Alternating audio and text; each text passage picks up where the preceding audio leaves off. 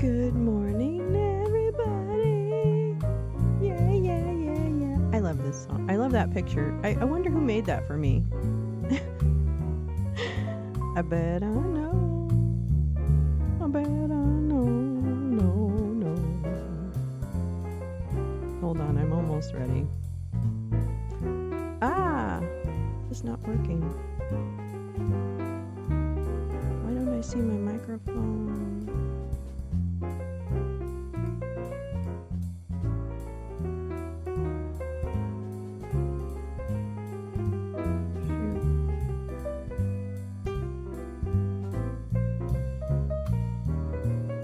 All right, it's time for the Daily Down Lolo song, so hold on.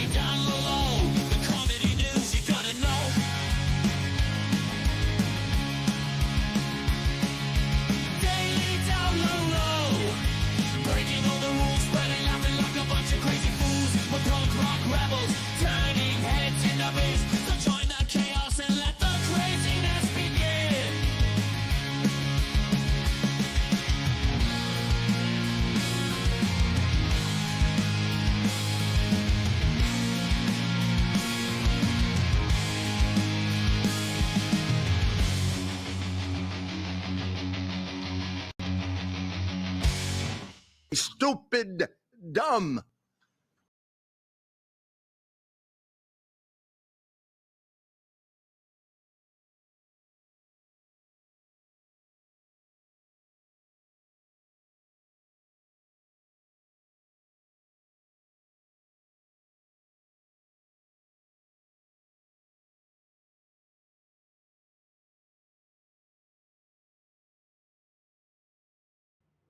Wait a minute.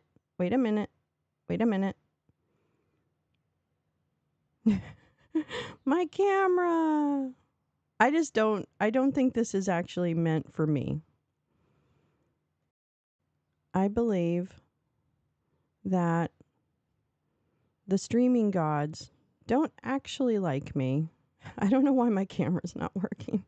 Hold on. I checked everything this morning. Do you want to know how much I checked everything this morning? Everything. Why? Okay, listen. Hold on. I don't know. There I am, but I'm not there. Hello? Oh. Well, that would be why. Good morning. Hello, easily distracted. Hello, Gal Suburban. How are you? Welcome to the Daily Down Lolo. I'm getting this, though. I actually am. I am teaching myself OBS, and so I deeply apologize because all of you are having to watch with me as I try and figure out what the fuck I'm doing. And none of which is a good idea, right? Anyway, good morning. It's Wednesday. Thank fucking God. Thank fucking God. It's Wednesday. I'm tired. I don't know why. I'm just really tired. I don't deserve to be tired because I really haven't done that much. So I don't know why. Oh. Be careful mowing. Be careful. Don't overexert yourself. Good morning, everyone on YouTube and the shitter. Good morning to all of you on the shitter. It's so nice to see you today. It's so nice to be seen. Let me tell you how nice it is to be seen. Okay, let's talk about what really matters. Being alive. I don't know what's going on. The hair is, yeah, yet again, I haven't washed it. Oh, I haven't even smoked any weed yet. What the fuck? That's one of my favorite AI picks that was created, Gal. I just think you guys, I mean, everyone who did them did such a great job. I love them. Mine don't ever come out all that great. Like you can see the one for Daily Down Lolo. I mean, she's fine, but my my program seems to only do like basic kind of Maryland's. Pepper Saltina. Hey, girlfriend. Good morning. Good morning to you. Good morning to you.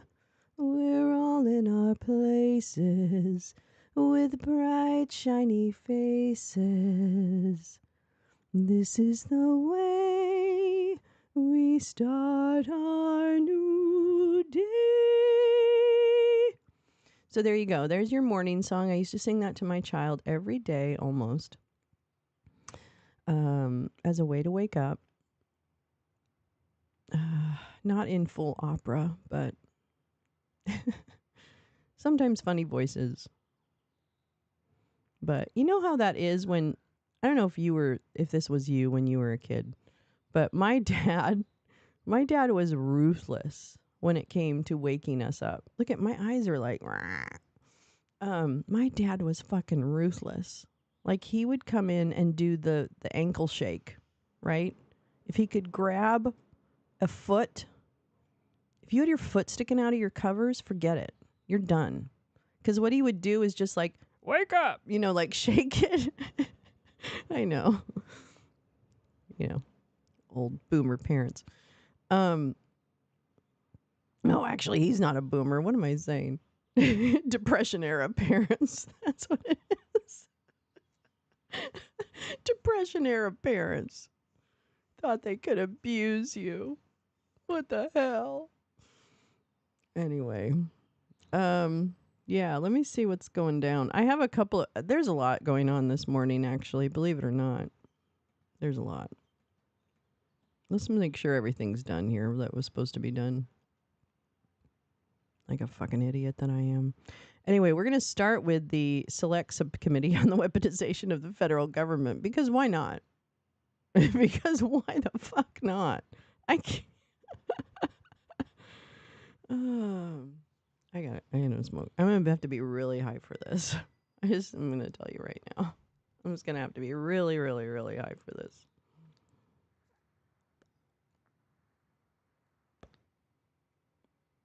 And again, I don't need strawberry in my weed. I need weed in my weed. Okay? That's all I'm going to say about it. Anyway, good morning. What's on docket for today? I haven't even looked at what the news is going to be today. Let's see. We've got Trump's ass sitting in court again. I'm getting really sick. Can I say something? Can I rant for a second? Hello to everyone on Twitter. We've got 13 total viewers. We've got a few over here on YouTube. Come on over to YouTube. The chat is so fucking smart and wonderful. Like, this has to be, I know a lot of experiences on YouTube and chats and stuff. This has to be the best experience in chat. I'm sorry, bar none. Because the chatters are so, like, real. You got an alert? Oh my God, Siegfried. Good morning. Good morning. Good morning. But I want to rant for a minute, okay? Because we're doing it again. We're doing the same fucking thing we did last time in 2016, where the news people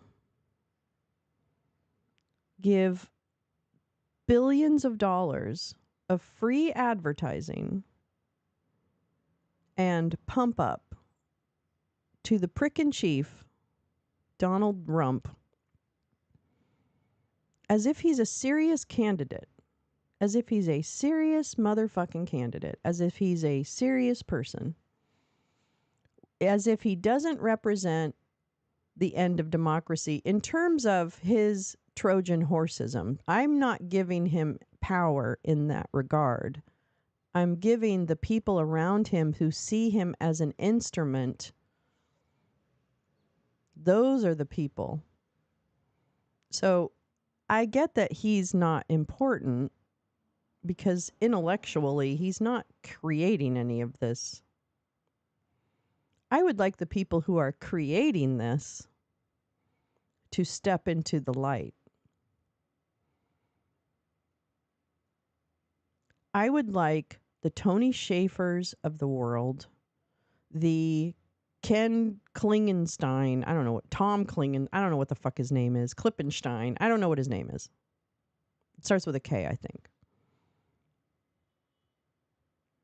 I would like, and I don't know all the other names, like there's the head of the family and the head of the World Family Council, like there's tons of these individuals throughout the CNP, throughout the other think tanks or whatever the fuck you want to call them. I mean, it's just really just congregating for Nazis, okay? That's what it is. It's Nazi congregations.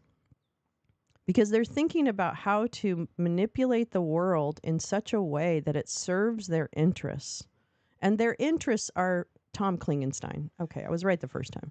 Thank you. Thank you, gal. The head of the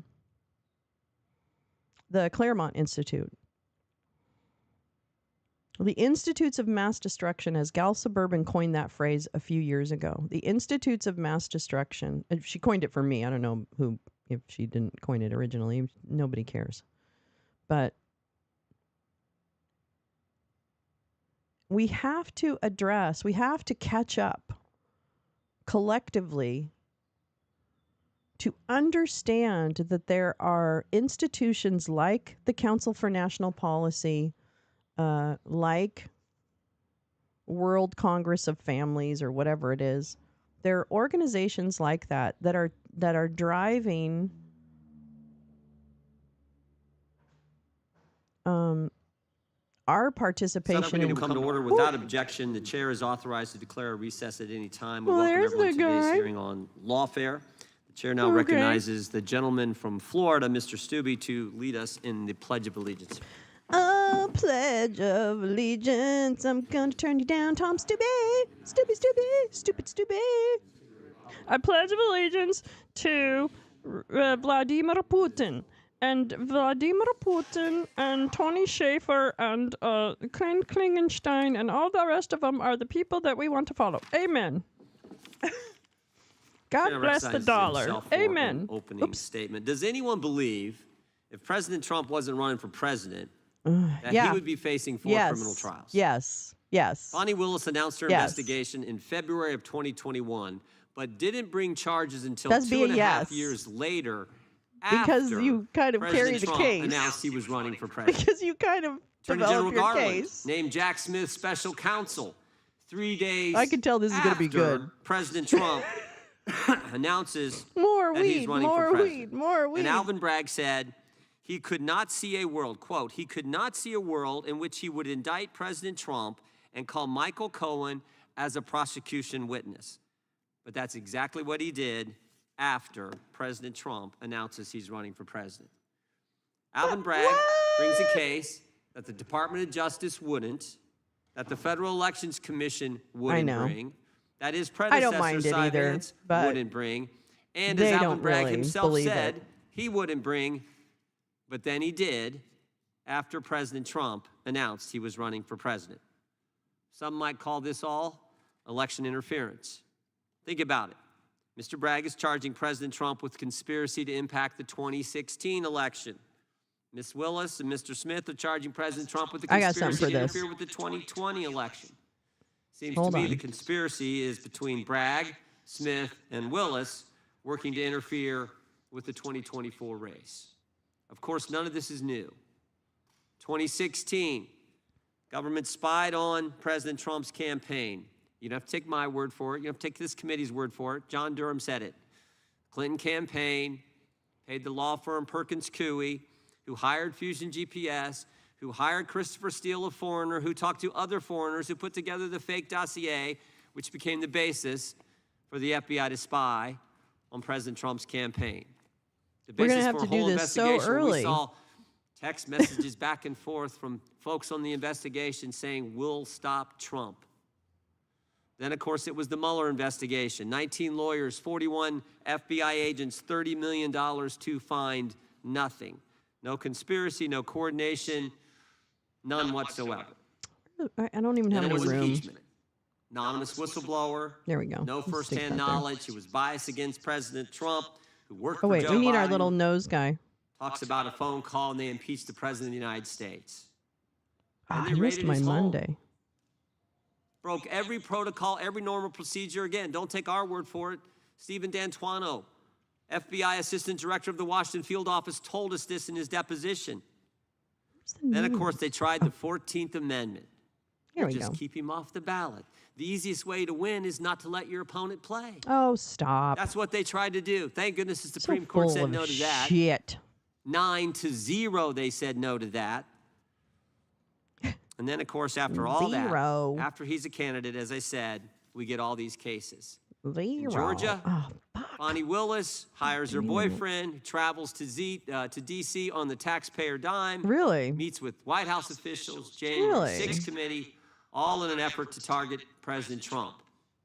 In New York, gag orders placed on President Trump by a partisan judge whose daughter is a Democrat fundraiser, while Michael Cohen, convicted perjurer, is allowed to post anything he wants on social media, say whatever he wants.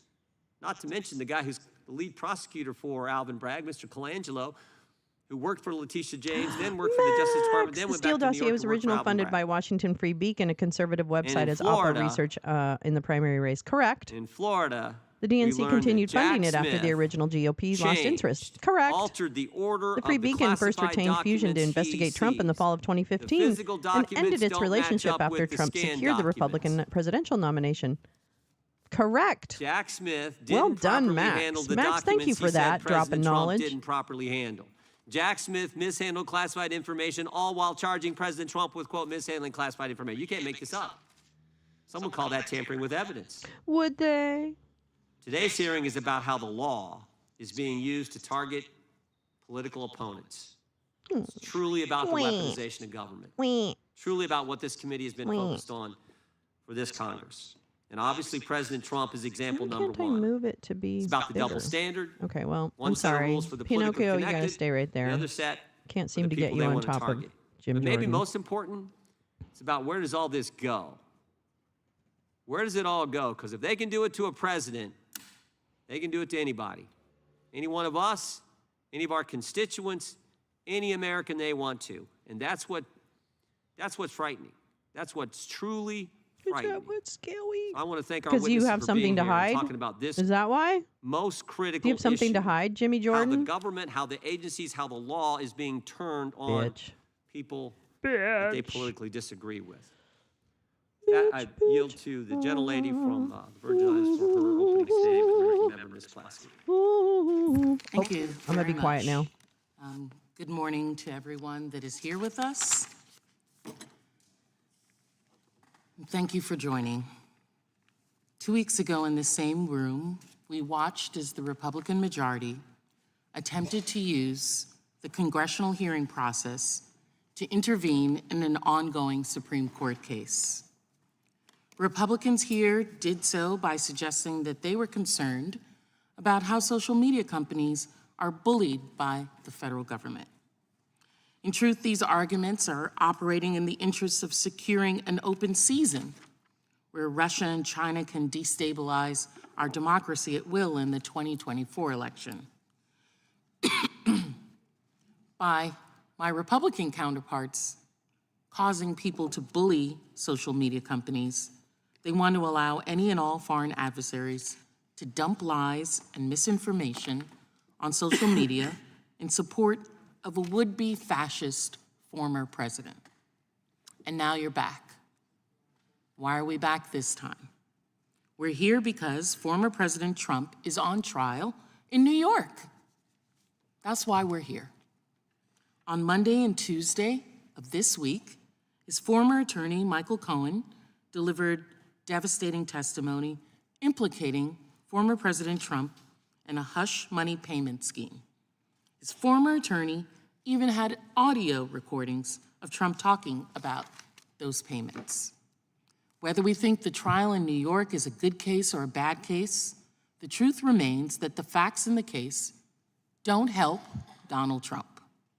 We're here because Donald Trump knows that the evidence against him is plentiful and that the testimony of his literal, as my teenage daughter says, literal partner in crime in this case is harmful to his criminal defense and his political prospects. It's not that complicated. The truth hurts. And here's one. We all know that the former president exacts loyalty from all of his followers, and especially GOP officials and those that work for him. Blind loyalty. And this case is no that's different. Brilliant. Many of them have Thank you. hightailed Everyone, it to New York Gal's City comments, to the show last two him that comments, they are with him read them, please. and standing with Donald So Trump. true. Let's And remind he them of in that. and Fucking Trump daily. in turn demands that every Republican official serve him like the incorrigible, degenerate, spoiled brat that he is, and use their positions to aid his criminal defense. And even after the embarrassment of recent hearings today, Donald Trump and his cronies don't think that the chairman is doing enough. We're here today simply because Donald Trump's sycophants have been taunting the members of this committee on the GOP side and judiciary Republicans for not doing anything tangible to defend Trump against our judicial system. Lackeys like Natalie Winters, a Trump loyalist and an executive producer for Steve Bannon's show, have been mocking Chairman Jordan's leadership of the committee openly. As you can see up there, when the House Judiciary tweeted, "Imagine actually believing Michael Cohen," she retweeted and said, "Imagine actually believing at Judiciary GOP will do anything about it." Just as one example, on Monday, she put that tweet up, and then Fox's Maria Bartiromo and Steve Bannon himself have gotten into the act. And here they are. Why aren't you being louder about this? Why aren't I hearing anything from this committee? I had to just ask you about it, okay? Just let me be clear. Viewers are sick and tired of hearings. They're sick and tired of letters. They're sick and tired of hearing complaints. They want action. President Trump is in a trial all day long, every day in New York City. Where is this committee of weaponization, and what are you doing about it? I just spoke with Kevin Hassett, the former chairman of the White House Economics Council, and he said, make no mistake, if we see President Trump go to jail because he violated this gag order, markets will react, okay? Badger. We're losing the country.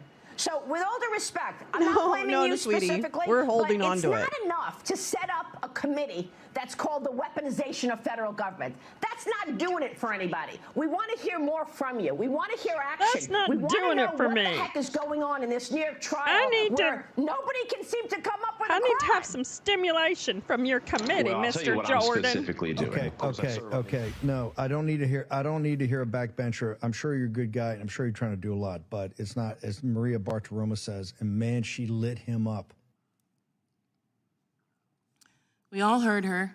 It's not enough to set up a committee just called the weaponization That's of the the maddest federal I've heard government. Maria in That's about not doing it. 25 years. We want action. I think they're funny. And that's why we're here today. We're here at the beck and call of Trump fanatics and talking heads on cable and internet talk shows in the MAGA world who, like Bartiromo and Bannon, have goaded this committee to act.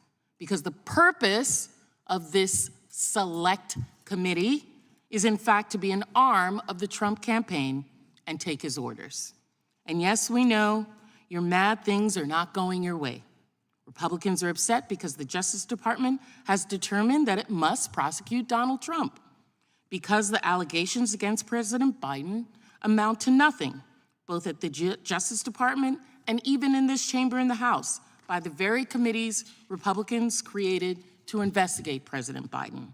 This committee and Republicans are mad because Robert Hur, himself a Republican political appointee, fully and completely exonerated President Biden while specifically outlining, a Republican appointee, outlining the reasons that Donald Trump deserved to be prosecuted and President Biden does not. They're mad because he had the gumption, I'll use that word, to tell the truth as to what facts have been shown Trump to have. The committee wants to allege the fact that Donald Trump really wanted to say balls. repeatedly, and didn't do this it. was a discussion just in the opening statement, talking about Jack Smith and what he did with classified information. But the fact is that Trump didn't just mishandle classified information, he hid classified information and legally pertinent documents from the FBI and other law enforcement. Donald Trump ordered his aides to destroy documents and then repeatedly lied about doing so. Donald Trump even tricked his own lawyers into making false statements on his behalf, potentially implicating those lawyers in his criminal schemes. That's why Donald Trump is currently facing 40 charges in a federal court in Florida for knowingly mishandling, withholding, hiding, lying, destroying classified documents in a way that put our national security at severe risk. That's why he's facing 34 charges in New York State Court for falsifying business records and making hush money payments to catch and kill information that would be harmful to his reputation and his presidential campaign. That's why he's charged with 4 felony counts, including conspiracy to defraud the United States and conspiracy to obstruct an official proceeding for attempting to overturn the 2020 election. And that's why, despite the machinations and attempted character assassination of a prosecutor in Georgia, that he's charged with 10 counts for attempting to intimidate election officials while trying to force them to accept a slate of false electors, again, part of his efforts to overturn an election. Trump is charged in these cases because there is sufficient evidence to reasonably believe that he committed almost 100 serious crimes. In this country, no one should be above the law. So just for a little legal lesson, I strongly suspect the defendant may be watching, or his minions, I never or know others. what you mean when you just say No, Lolo. Donald, even a I know president something's wrong, but I can't don't know shoot what it is. someone on Fifth Avenue in broad daylight and get away with it. That's not going to happen. To my Republican counterparts in the majority, you claim that you want to fight a weaponized executive branch. You do so by calling in far-right witnesses to spew conspiracies about a deep state, or by calling witnesses who have testified under oath that they literally are missing parts of their brain, and another who self-identified as a time traveler from Canada. That, my friends, is the Select Subcommittee on the Weaponization of the Federal Government. That's Jordan To be Peterson. the party of law enforcement and be led by a man currently facing 100 serious charges. Go, Stacy. Oh, no, I wasn't. Sorry. Thank you. Thank you, fail Badger. Now I know what that understand means. Thank you. that we are playing white knights for the most radical fringes of our society, while making frequent references to Big Brother, no less. They themselves are growing embodiment of George Orwell's 1984. Now, I know I've said it before, and if people don't know, I've been a Republican. I was a Republican appointee when some of my counterparts were still in high school. I served a Republican president. But this is not the Republican Party. This is a cult of personality where Donald Trump exercises totalitarian control. This is a subcommittee that intimidates witnesses who disagree with them, questioning Americans' loyalty to their country if they don't support Donald Trump's agenda. This subcommittee is using its platform to bully American people into believing falsehoods. Falsehoods which serve little purpose other than to scare everyday Americans, spread confusion, and attempt to re-elect Donald Trump.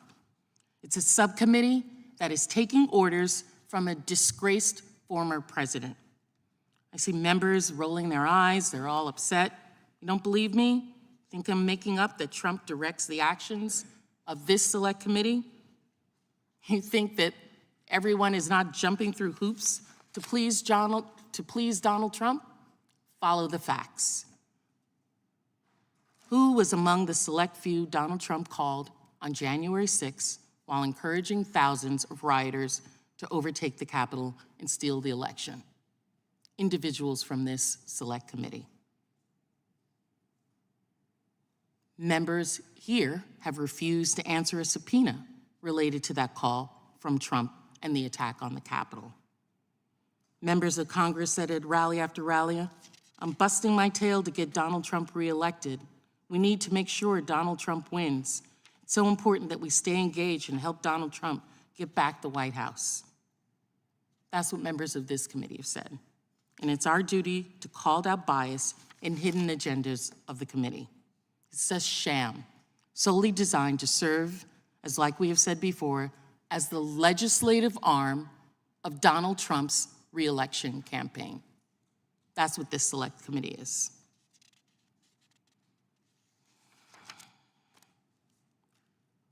This select committee's efforts are transparent. And you know what else? They're expensive. Last hearing, we talked about the $20 million this committee has spent already on this witch hunt. And they still have nothing to show for it, which explains why we're frantically calling last-minute hearings over and over again to distract from Trump's criminal trials. Just throwing things at the wall and seeing what sticks. Anything to try to keep Donald Trump happy. What a strategy, and what an expensive failure. I've tried to use this committee for the good of Americans. I've talked to the chairman and to others about examining moments in our nation's history when the powers of the federal government have been abused.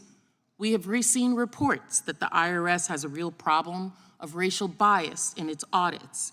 A year ago, the IRS admitted that Black taxpayers are audited at disproportionately higher rates than other racial groups. Are we talking about that weaponization? Is there a discussion about that or any other hearing beyond defending Donald Trump and his election? How about that? How about actual work for the people? I applaud the DOJ for not giving into political I pay pressure. taxes for and that. Following the facts where they lead. No one is above the law, no matter how hard this committee tries to make it otherwise. Thank you, and I yield back. All other opening statements will be included in the record. We will now introduce today's witnesses. Mr. Robert Costello is partner at David Hoff, Hutcher, and Citron. He was previously a partner at Levy, Tolman, and Costello and served as the Deputy Chief of the Criminal Division in the U.S. Attorney's Office of the Southern District of New York. Mr. James Trusty is a member of the IFRA Law. He previously served as prosecutor for 27 years, including as the Chief of the Organized Crime Section at the Department of Justice and as an assistant It's U.S. Trump's attorney. legal team. Gene Hamilton is the executive director, executive Trump's vice president, legal general team. counsel at the American First Legal Foundation. He previously served as Oh my counselor God, it is. to the U.S. Attorney Is General, Stephen Miller there? senior counselor to the Secretary of Homeland Please Security. base Stephen Miller there, And please. as a Senate aide. Ms. Jill Wine-Banks is an attorney and MSNBC legal analyst. She previously served as a federal prosecutor in the Illinois Attorney General's office and as a general counsel of the United States Army under President Carter. We welcome our witnesses and thank them for appearing today. We will begin by swearing you in. Would you please rise and raise your right hand? Do you swear or affirm under penalty of perjury that the testimony you're about to give is true and correct to the best of your knowledge, information, and belief, so help you God? He called Jill Wine-Banks. The record reflects the Banks? witnesses have answered in the affirmative. Are you can kidding be me? seated. Thank you. Please know that your written testimony will be entered into the record and it's entirely disrespectful. accordingly. He's a fucking we ask Watergate you to lawyer, summarize bitch. your testimony as best you can, and we will just move right down the list. We will start, or right in the line, I should say. We will start with Mr. Costello. You make sure you hit your mic and pull that, turn your mic on and pull it real close.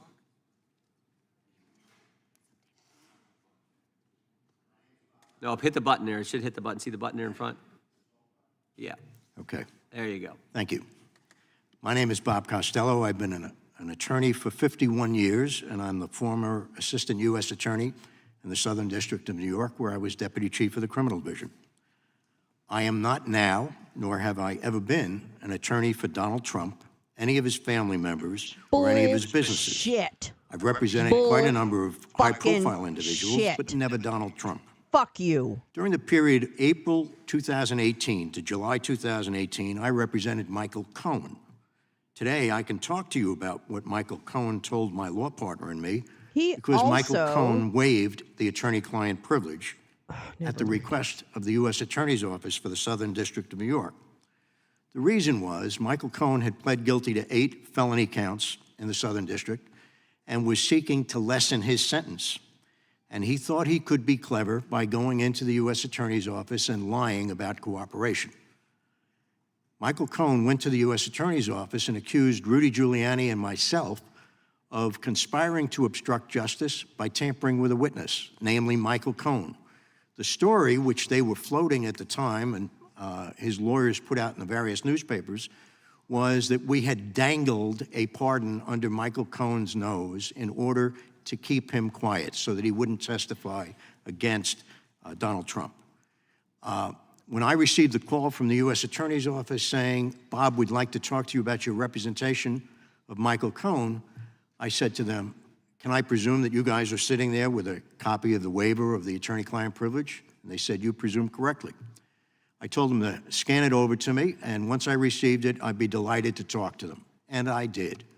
I went down to 1 St. Andrews Plaza with a lawyer who had been the chief of the criminal division when I was deputy chief, Tom Fitzpatrick. And on the way into the office, he said to me, Bob, aren't you nervous? I said, what for? I'm going to tell the truth, and I have documentary evidence that corroborates me 6 ways from Sunday. I said, there's nothing to be nervous about. And in fact, I said, I'll bet you $10 I'll have these people laughing within 15 minutes. I won the bet. I went up and I sat with 2 assistant U.S. attorneys, Tom McKay and Nick Rose, as well as 2 FBI agents whose names, unfortunately, I don't remember. But we had a grand old time. I explained our entire history with Michael Cohen through emails and text messages. I explained the many, many lies that Michael Cohen told us. Most especially, I told them that when we first met Michael Cohen in April of 2018, keeping in mind now that I read Michael Cohen's testimony from yesterday's trial in New York on the way down on the train, and virtually every statement he made about me was another lie. A lie that can be proven not just by me denying it, but by myself, Jeff Citron, or Rudy Giuliani, or emails, Then or what text the fuck messages. took you so long, Virtually Bob? every statement. Why that he made. now? What he tries to do is He's he been picks telling out, it forever, cherry picks so what the fuck's your certain issue? emails or text messages and tries to make them look like something else. These guys are the story he fucking told criminals. yesterday was that Rudy Giuliani and I were somehow conspiring want all to of try these and keep him dudes to be quiet, to try and fucking keep him from flipping. That's the pinched term in we the use in the trade balls. for cooperating. Owie. That's ridiculous. The first day that we met with Michael Cohen at the Regency Hotel, at his request, and there's email correspondence that show this, We went up there. I had never met Michael Cohen before. I didn't have any idea who he was or what sort of problem he was in. Is this an unhinged rant? I saw this guy or in a is conference this room his at the Regency fucking Hotel opening marching back statement? and Because forth usually like a tiger you in a read an cage. opening He statement. was absolutely manic. He looked But like he is- hadn't slept in he's 4 or just 5 fucking days.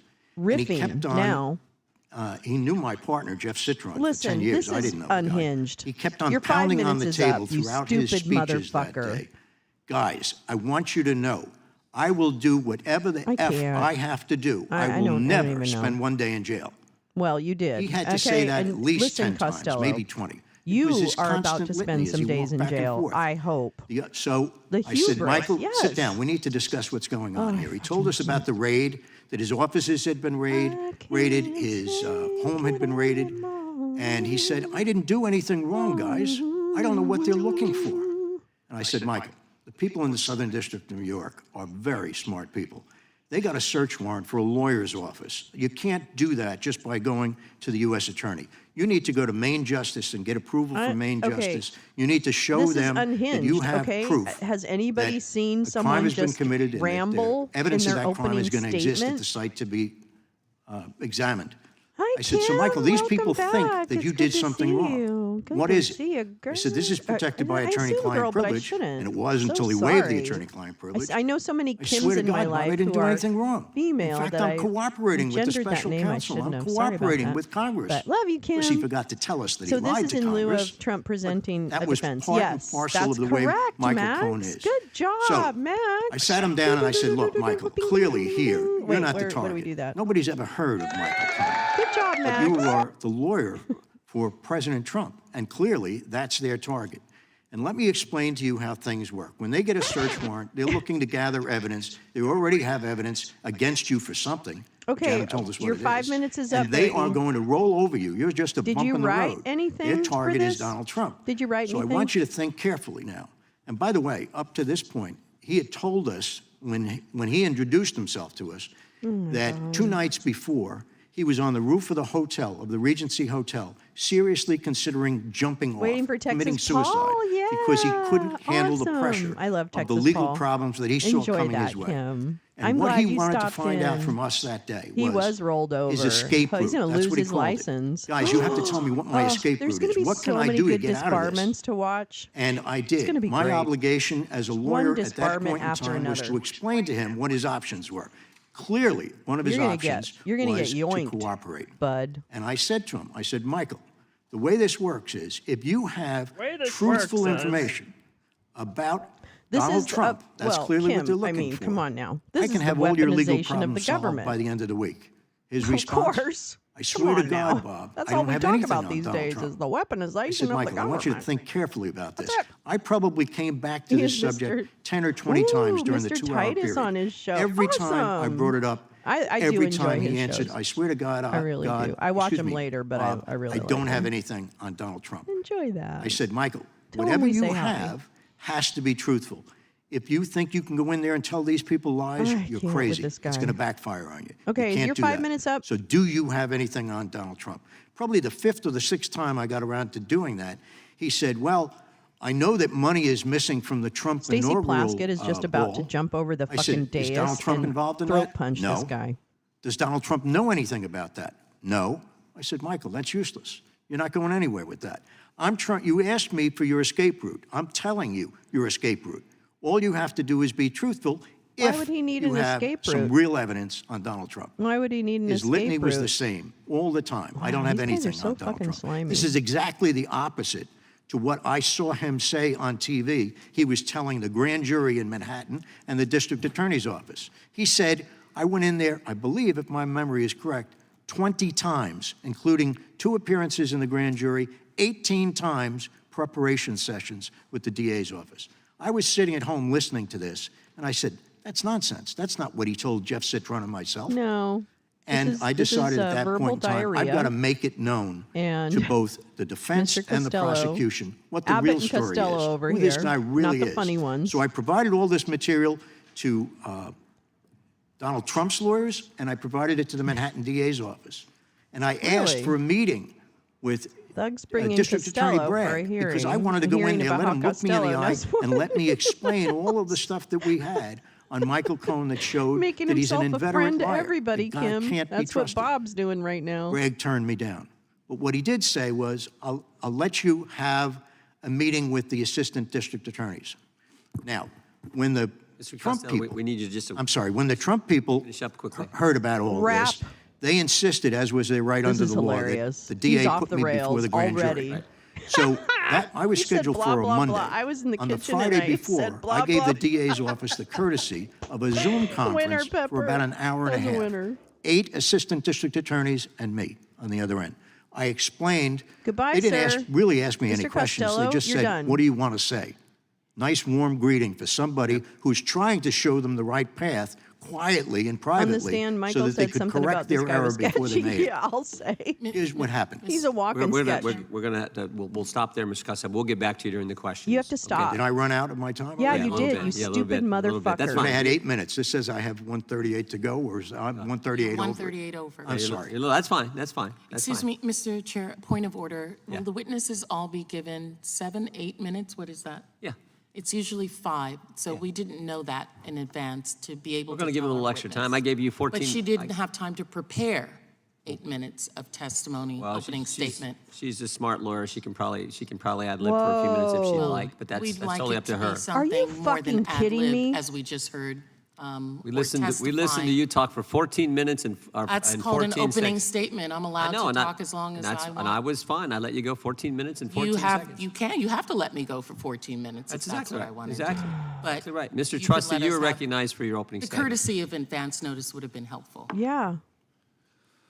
Thank you, Mr. Chair. My name is Jim Trusty. I've been an attorney for 35 years. I spent my first 20 Not as for a local long. and Oh, federal thank you for letting prosecutor me in make that Maryland. joke, and Jim. in both I really roles, I was appreciate fortunate that. enough to be involved in some fairly Clip it. complex or weighty Not for prosecutions. long, It Jim. starts with the Not for usual long. misdemeanors and routine felonies, but I was able I'm gonna be watching to do your a disbarment no-body, in about 9 child months. murder I case, can't wait. as well as numerous I'll see you RICO in cases against 2025 for your MS-13. And I disbarment, personally Jim. led 3 different death penalty prosecutions as a federal prosecutor. In this 2011, guy. I hate them I all. moved over to D.C. Against my better judgment, maybe, but I came over to the department to work at Maine Justice with some other folks that I knew from Maryland and became the chief of the organized crime and gang section, which was a fascinating job that Where I he enjoyed learned for all about his 6.5 skills, years. I was made able all the to connections, got all the manage a group of compromise on him. prosecutors that So handled now he has to do things for international, bad national, and people. regional organized thank crime you, cases Jim. against We appreciate everything it. from MS-13 to Barrio Azteca, the mafia, and international white-collar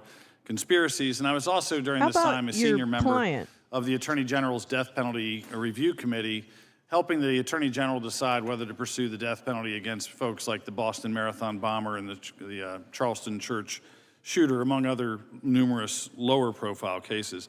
If my memory serves, I served under 7 different attorney generals. Attorneys and who in 2017, actually I left for IFRA live in Law, denial a boutique litigation shop, that this isn't where I've gonna end in represented everything disbarment. from I mean, international see John Eastman. That's all I'm gaming going to say. institutions to white-collar executives Now, granted, these to guys human trafficking victims. may not have all and of in the 2022, blood on their for about a hands one-year that period, someone like Eastman President does. Donald J. Trump. But I'm going to bet On you August dollars 8th to of donuts they've 2022, been I involved became in some deeply involved unethical behavior. in the Mar-a-Lago case involving President Trump, and I've given significant detail in the written statement, which I can't even begin to fully broach in a summary, but I'll try to hit some highlights. I wrote that statement. I took the time to write that statement because I think it's important for you and for the American people to have specific evidence, to have details to support the conclusion that the Department of Justice is acting in a weaponized fashion when it comes to a candidate for the presidency of the United States, that this is, in fact, lawfare in its rawest form. The Mar-a-Lago case is plagued with singular moments where prosecutors took incredibly aggressive and I would say prejudicial steps, the likes What of about which the I had never facts seen of that case, in sir? 35 What would you years say of about practice on those? both sides What would of you the say aisle. about the facts? The politicization actually began with You the know, like National this- Archives this and Records box. Oops. Administration, whose director These boxes ended up right here. making a See these historic and boxes? first-time criminal referral based these- on his see these? stated concern, his See these? overstated concern, that he had received documents from President Trump that were in fact marked classified within 15 boxes given to him in January of 2022. The reality is every modern day president has also turned over boxes or groups of but you materials that know included what? documents Yeah, he's marked his lawyer. He's classified. one of the Georgia But in this lawyers. case, He's- NARA he's acted Trump's alarmed. lawyer. And recent litigation in the Southern District of Florida has suggested that, in fact, the White House helped spur this referral on No, to that's not to the true. Department of Justice. Listen, once in the hands of the Department of if Justice, you are a the lead lawyer prosecutor who is reportedly, standing according for to a the Washington client Post, who fought sold with the national FBI to secrets, immediately jump to I the don't think you're a perch lawyer of doing anymore. a criminal search warrant I think at you're not a Mar-a-Lago. lawyer. He was But I talked can out of guess that what shape apparently his in a heated mom is. conversation and still relied on a criminal enforcement tool, which was a grand jury subpoena, to begin this process of gathering documents by force and by use of criminal sanction. For brevity's sake, I'm just going to highlight 3 examples of what I think are singular treatment of President Trump that I document in my written submission. The first is the abusive process in grand jury. And again, grand jury is usually fairly opaque to the defense side. We don't see everything that happens there, but we had get some ready, 'cause glimpses he's gonna of say the ham behavior, sandwich. of the threats, of the conduct of prosecutors. And the one I would highlight today was the presentation of Tim Parlatore, a former Trump lawyer as well, friend of mine, who went into grand jury and was asked by the Department of Justice attorney, I think 48 times, I might be off by 2 or 3, but 48 times he was asked questions that clearly led to an invocation of attorney-client privilege.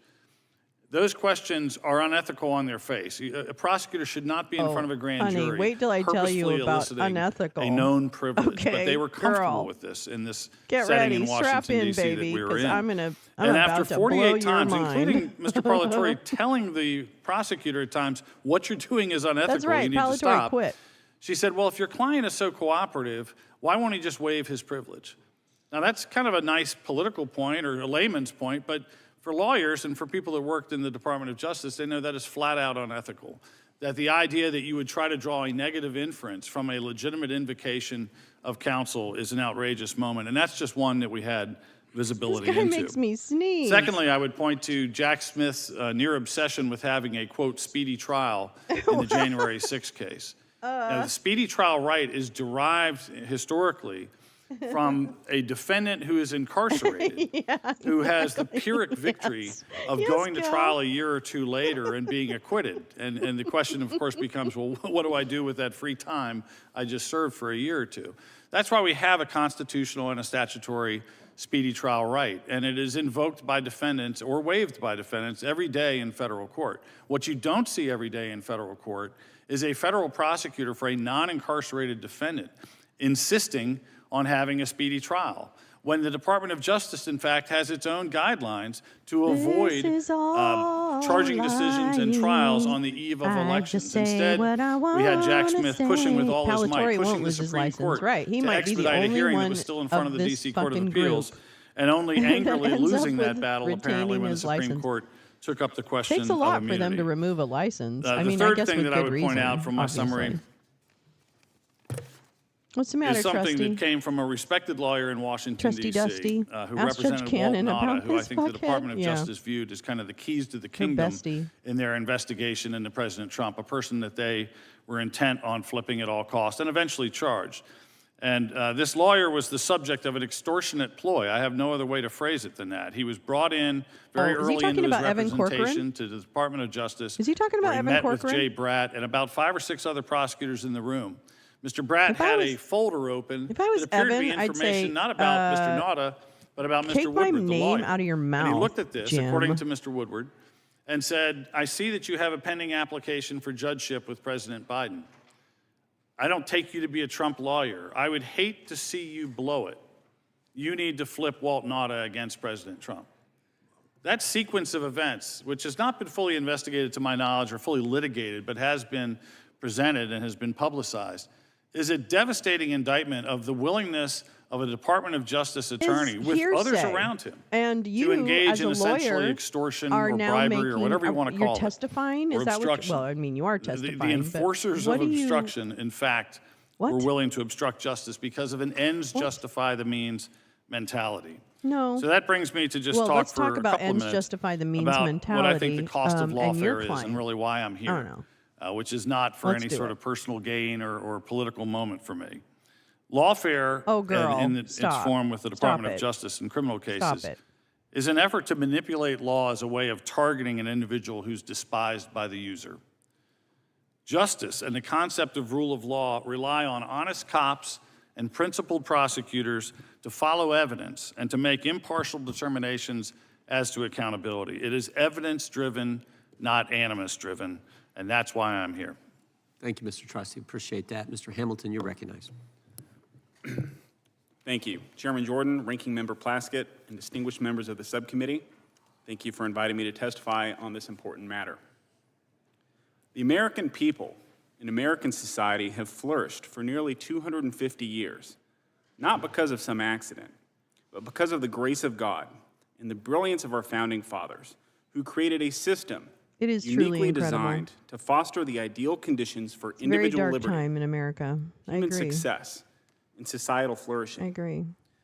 But the system was always predicated upon the continued existence of a just and moral society, where Well, action you in need the to talk pursuit to your of justice friend, the and orange morality man, would then, counteract bitch. Okay? the worst of human That's what you ambition. need.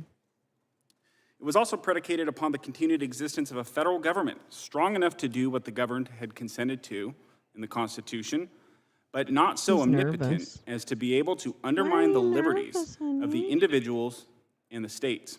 Is it 'cause you're It was also lying? predicated upon a recognition that the concentration of butterflies, power welcome. in the Good to hands of see a ya. few was a recipe for tyranny. Get ready to get mad, And of course, butterflies. the mere I existence apologize of in words on advance. paper alone does not guarantee any individual's rights.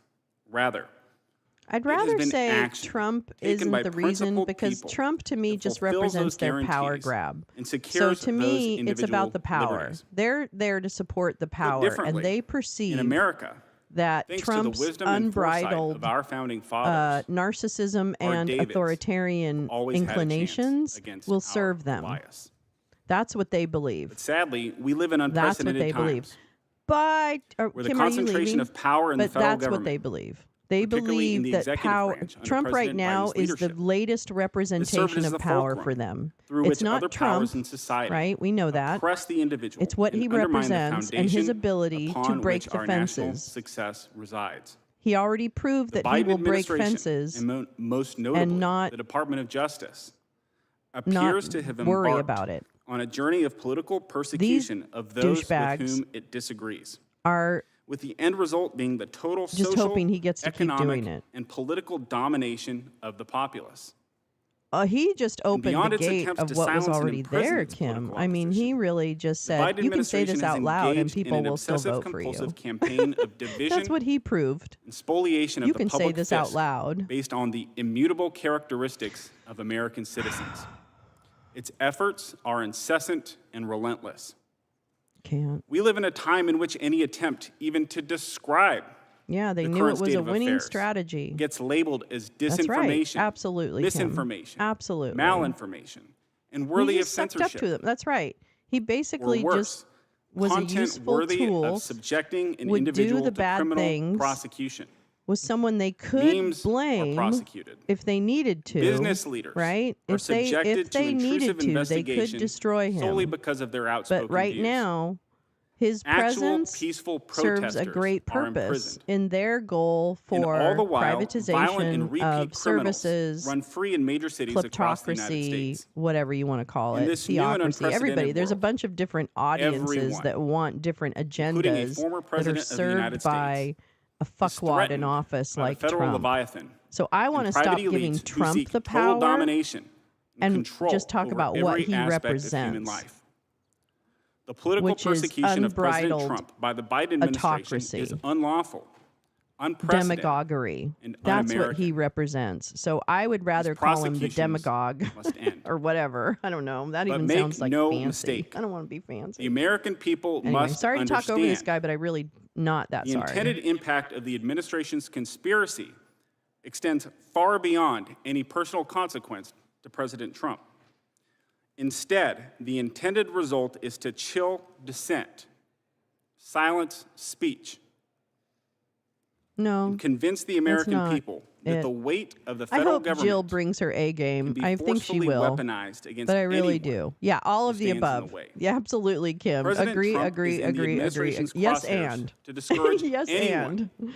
Yeah, now the or in the Bircher. future There you from go. Thank you, challenging the Max, for administration's reminding agenda. us that this is really Bircher The Biden shit. administration must not be Jen allowed Griffin to indict in the and house. potentially Jen, imprison get ready to get its really political mad. opposition with impunity. Jen, My you're written gonna statement highlights fucking just hate 3 it. I feel like glaring doing my problems, nails, actually. examples of lawfare that are being used against President Trump.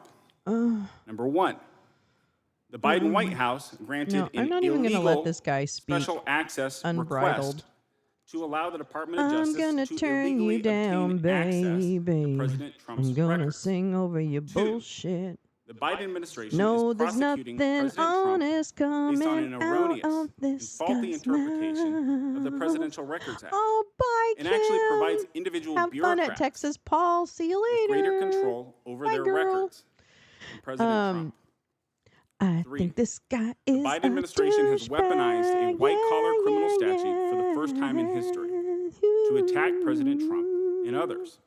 Don't There are be so a many more examples. douchebag. The average American citizen The residing evangelical outside right of the wing had been Beltway, pecking away at this since the 70s. away from the Yes, isolated, butterflies, elitist word. bubble, Smartest chat on the internet. where ends justifying Absolutely the means true. seem to be a mantra for Yeah, many, absolutely true. is tired of watching institutions they You know once what? I'm not trusted tired. violate the law and undermine the What? critical components of the constitutional and Wait, social excuse me? constructs that made ours the greatest country in history. What? The remaining issue then is what must be done. The time is Okay, I now want to hear this. for institutional ambition to counteract institutional ambition. For Institutional Americans ambition to stand up counteract unafraid institutional and ambition. unapologetic for the values that they hold dear. And for our republic to reject the radical weaponization of the executive branch. Thank you. Thank you, Mr. Hamilton. Ms. Wine-Banks, you are recognized. Chairman Jordan, Ranking Member Plaskett, members of the committee, thank you for letting me be here today to talk to you. My parents raised me to believe in the office of the presidency and all the members of Congress, and I still feel that way today. They encouraged me to engage in public service, and most of my career has been in that. Fresh out of law school, I joined the Department of Justice as a prosecutor in the organized crime section and carried those beliefs with me. I served a short time under President Johnson and then under Presidents Nixon and Ford. Regardless of who the president was, I knew that my job, like that of every federal prosecutor, was to pursue the truth and justice and to assure that everyone was treated equally under the law. The rules of the Department of Justice and those of the Watergate Special Prosecutor team, where I served a few years after joining the Department of Justice, required the same. Those rules require that no investigation be opened without reasonable cause, no indictment be brought without a high probability of conviction, and that prosecutors speak only through the indictment if there is one. In that process, politics and bias have no role. Those rules have not changed in the over 50 years since then. I think I am the lawyer here with the longest tenure. DOJ prosecutors And the weigh highest incriminating propensity for and keeping her exculpatory license facts to sing. and analyze if those facts prove all the elements of a crime beyond a reasonable doubt before they decide to indict or not. As my mentor and my first supervisor at Justice, Chuck Ruff, said, my job was to do justice, not to win cases. And I think today's DOJ is doing exactly that. Your committee's website said today's hearing is to examine the use of lawfare tactics to weaponize the rule of law. I admit I had to look up what lawfare meant in that context. And I found out that lawfare was a use of tactics to weaponize the rule of law against opponents. I have seen no lawfare tactics in today's DOJ or in any of the special counsel's decisions regarding the cases against former President Donald Trump or its decisions about President Biden and Vice President Pence. I see no double standard, no selective prosecution, no weaponization. If we could just go back to the era of Watergate, when facts were agreed upon, when bipartisanship existed, it would be obvious why the Department of Justice was justified in investigating Trump, Biden, and Pence, but justified only in indicting former President Trump. The standards for deciding to prosecute or decline to do so were the same for President Biden, former President Trump, and former Vice President Pence. But the facts differed so greatly that the results had to be different. They were judged under the same standard, but the facts made the prosecution decision different. And let's look at the distinguishing characteristics of the case against President Biden and the one against former President Trump, in the hope that we might all agree on at least some of these facts. When NARA discovered that former President Trump possessed documents he should have returned to them when he left office, they asked him to return them. He refused. Had he voluntarily returned them, he would have avoided prosecution, as did President Biden and former Vice President Pence. Bingo! Instead, Mr. Trump returned some, but hid others, even from the FBI during their execution of a lawful warrant granted by a court. That added the crime of obstruction to those of espionage. That conduct shows willfulness and knowledge and constitute aggravating factors that required the special counsel to seek an indictment against the former president, as they did for Sandy Berger and General Petraeus, whose indictments demonstrate a lack of a double standard or selective prosecution. So too do the indictments not in documents cases, but in other cases against 2 Democratic members of Congress right now and against the president's son. In contrast, the facts of President Biden's possession of documents are very different. His staff, not NARA, found the documents, informed the president, who then had them immediately notify the proper authorities. Biden then cooperated fully with those officials. He hid nothing, allowed numerous searches of all his offices and homes without need for a warrant. He returned everything, and even during a national crisis created by the attack of Hamas on Israel, President Biden sat for lengthy interviews. The former president did none of that. He did the opposite. The special counsel investigating President Biden, Robert Hur, a Republican who Trump had appointed as the U.S. Attorney for the District of Maryland, concluded no criminal charges were warranted and emphasized these and other factual distinctions between Trump and Biden, differences that undermined any allegation of selective prosecution, double standards, or bias. As Hur wrote, Trump is in a wholly different category than either Pence or Biden in terms of retention and concealment and destruction. In my many years of experience, nothing justifies allowing anyone to be above the law and to evade accountability for alleged criminal conduct, especially a former president who is responsible for seeing that our laws are faithfully executed. No one is above the law. Accountability is necessary for the rule of law and democracy to survive. Right. And there is an existential danger in not proceeding where an investigation reveals facts and evidence of a crime. Doing so only emboldens future miscreants. I believe that the Department of Justice is making investigative and prosecutorial decisions solely based on the evidence and the law, not on a preconceived notion or a political agenda. No. I have seen no evidence to the contrary in the case against defendant Trump. He is entitled to due process and the presumption of innocence, as are all criminal defendants, no more and no less. I am thrilled to be here in your search for facts and truth. I look forward to your questions. Certified badass. That's Glenn right. Banks. We will now proceed on the 5-minute rule with Certified questions. badass. The gentleman from California for 5 I minutes. was told that I had to keep to under 5 minutes, and I did that. No, you didn't. You went, No. you went 7 minutes and 2 seconds, but it was fine nonetheless. The gentleman from California. Whoa. Thank you. I It's one of those funny things about written fucking statements. hate. People often come and they haven't timed them. I hate him so much. Ms. Winebanks, I can't not hate you him. obviously began your career or relatively early in your career with the Watergate investigation. Wasn't one of the major things that President Nixon was accused of, the weaponization of government, using the IRS and so on? Wasn't that part of the final impeachment draft? Right. I was not directly involved in the impeachment, Okay, but in the prosecution, but you are correct. The impeachment charge misuse of power. So we are exactly where you started your career, ma'am. We are seeing the weaponization. Richard Milhouse Nixon was Fuck accused, you, and there was plenty of Daryl evidence Issa. that he thought the IRS and other tactics would be perfectly acceptable against his political enemies. Here we are again. So, one of the questions I'm going to ask all of your attorneys, is that correct? Go away. All of you Nobody likes you. I thought understand you the were dead. ethics of the American Bar I can't believe you're Association. still sitting here. All of you spewing understand your the bullshit, question of what and can be I'm waived done in with you, Daryl attorney-client Issa. privilege, correct? Yes. I'll go right down. done. Ms. Weinbanks, is it in fact your prerogative to waive attorney-client privilege? Do you have that right under the ethics rules? I do not. Correct. Only my client does. Exactly. Only your client can waive it. Mr. Hamilton, same, right? Correct.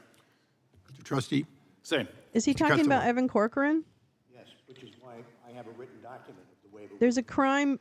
And so, although you have a waiver Jesus, from I'm your done. client, well, let's just say Mr. Cohen, did not have a waiver from President Trump. Is that correct?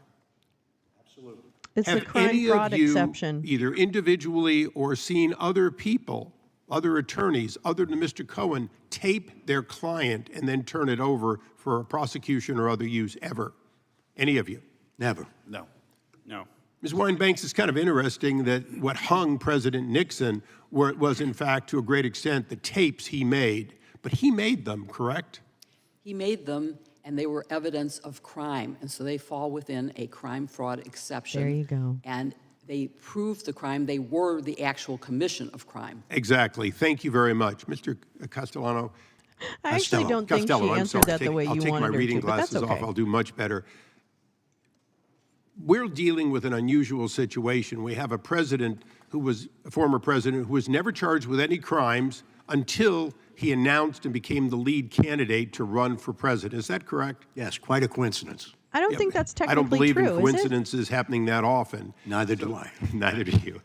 So the question I have for you here today is, have you ever seen uncoordinated a series of state and federal indictments of any candidate or any other person like this, where they're What indicted happened to John in a Edwards? state they never I'm went to. trying to remember what happened to They're John indicted Edwards. Does for anybody remember documents that they had in their possession Anybody that they remember say that? they declassified and that they have a right to declassify. They get indicted for a misdemeanor that has already run its statute of limitations, but by linking it to a federal It's not offense, accurate? which the state doesn't have the right to charge, Wait, which they one? make the Which case, part? and they're now Sorry. trying that. Have you ever Did I seen not make anything it close to accurate? that in your decades of practice? No, not at all. So, Trustee, have you ever I thought it seen was a crime fraud so many exception. indictments that are novel in how they're put together? I have not. I'd maybe use the word inventive, but either way, I'm with you on the point. Mr. Hamilton, have you ever seen, and you're apparently the junior one here, have you ever seen or researched or learned about such a broad array of novel or inventive prosecutions as President Trump is dealing with? Absolutely not. Have you ever seen Ms. Hamilton? Weinbanks, Hey, Hamilton. I respect your Junior. years of practicing as Have an you attorney. ever seen Have you ever seen a president so many do any of charges the coming, things that he's been accused dating of? back so many I years, haven't. but I only haven't coming I to haven't pass even imagined at a this president time? who would think about doing have. those things. When did you see them? Well, let's go back to the fact that it takes a long time to investigate, that there was reason for example, in the New York... No, I was asking for another example, and since you don't have one, let me just close. I've been up here for 24 years. I was a soldier when Nixon was president. I am appalled that what began with Watergate as a legitimate scandal of the wrongdoing has now become an organized weaponization by this president and his Department of Justice. With that, I yield back, Mr. Chairman. Gentleman yields back. I now recognize Mr. Goldman from New York for his 5 minutes question. Thank you very much. Election interference, huh? That's what this is all about. Ms. Weinbanks, there are 4 indictments against Donald Trump, is that right? Correct. And all 4 of those investigations started long before he announced his candidacy for did. president, isn't that right? Correct. That is correct. And in fact, he announced his candidacy for president 2 years before the election, just so he could bring in 3 witnesses and the entire Republican Party to say election interference, election interference. These investigations long predated it, and this was a specific and obvious tactic of Donald Trump to be able to make a political defense that will never be allowed in a court of law, as Mr. Trusty and Mr. Costello know full well. Bingo! And all because he wanted to co-opt this notion of election interference because he's a candidate. But let me tell you what is really election interference. Withholding military aid to an ally in the middle of a war in order to coerce and extort a foreign government to investigate a political opponent. Welcoming a foreign country to illegally interfere in our election and then using that interference for his own benefit, as Donald Trump did with Russia in 2016. Spend a year and a half on a completely bogus impeachment investigation into the president without finding a single piece of evidence of wrongdoing. And in fact, the chairman of this committee said the best evidence of President Biden's wrongdoing was a completely false accusation planted by Russia just before the 2020 election. Yeah. Interesting timing. Parnas. Love As remembers. usual, my Republican colleagues on the other side of the aisle are accusing the Democrats of doing all of their misconduct that they engage in over and over and over in an effort to normalize it, in an effort to deflect attention from their own wrongdoing. It is right in authoritarian 101 playbook. But let's talk about this two-tiered system of justice. Let's talk about lawfare. Mr. Costello, your entire opening statement, as I heard it, was simply to discredit Michael Cohen. Sir, I think you're in the wrong place. Michael Cohen is currently on the witness stand at a trial in Manhattan. And if you have information about Michael Cohen's testimony, you should talk to Donald Trump and his lawyers to see if they want to call you as a witness to impeach Michael Cohen. That's too early. But you know that coming down here, outside of that courtroom, Edwards, while that witness is on the stand, Oh, okay, that's right. try John to Edwards. That wasn't impeach accurate. his Okay, credibility thank and you. his Now I remember. testimony is jury tampering. You know it is unethical. You know that you are trying to discredit a current witness at a current trial who is testifying right now outside of that courtroom. You know better, and it is shameful. Mr. Trusty, you and I worked together at the Department of Justice. Oh my God, we he's had a hero. a number of interactions related to organized I'm all crime. tingly. I think it's so I had no great. idea what your politics were. I imagine you had no idea what my politics were, because it doesn't matter.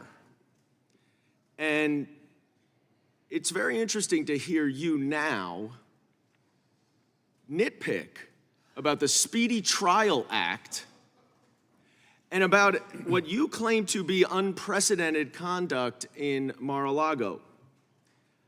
But I'm confident that you never came across anyone who refused a request to voluntarily return classified materials, who refused to comply with a subpoena for those classified materials, who was found to intentionally conceal and hide and obstruct justice by concealing those classified documents.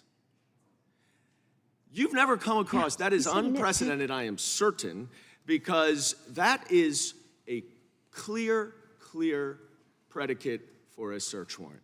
When someone obstructs justice, refuses to comply with the subpoena, and Mr. Issa can make up all of the facts that he wants about declaring it to be classified because he thought it or whatever it is, that will be decided in court. All of these cases will be decided in court by a jury based on the facts, evidence, and the law. And all the Republican majority is trying to do here today is lawfare, is interfere in ongoing criminal investigations that our system is perfectly well equipped to handle. And I yield back. The gentleman yields That back. was I the now moment. recognize Thank you. Ms. Thank Stefanik you. 4 or Dan 5 Goldman. minutes. Oh, I love being able to respond to the novice from New York. First of all, thank you so much for stating the obvious that political Oh my God, lawfare she's still is in alive? fact election interference. That's what we're seeing with the sham Alvin Bragg trial. Thank you also to the novice freshman member for New York, highlighting that withholding military aid to an ally for a political purpose, just like Joe Biden is doing to Israel. Always grateful for you stepping in it. Mr. Costello, in your opening statement, you said that in the over look, it's a 50 great years pumpkin. serving as a lawyer, you, quote, have never seen the types of politically motivated cases that have been brought in this presidential election season. Would you tell These political me- cases are Would being you used as a weapon of consider war this to to damage, be defeat, or impede political adversaries and their allies. Instead of political warfare, it is lawfare, a cancer upon our collective judicial system. lawfare I one want to more begin with time? Alvin Bragg's weaponized sham trial in New York. Isn't it true that in Alvin Bragg's campaign for Manhattan DA, Bragg guess she's specifically still ran up on for going after VP. President Is that Donald what Trump? it is? That is true. Isn't it true that Is it Bragg's true that you're still predecessor, up for Cy VP? Vance, Is this declined the- to is this your prosecute last President minute, Trump?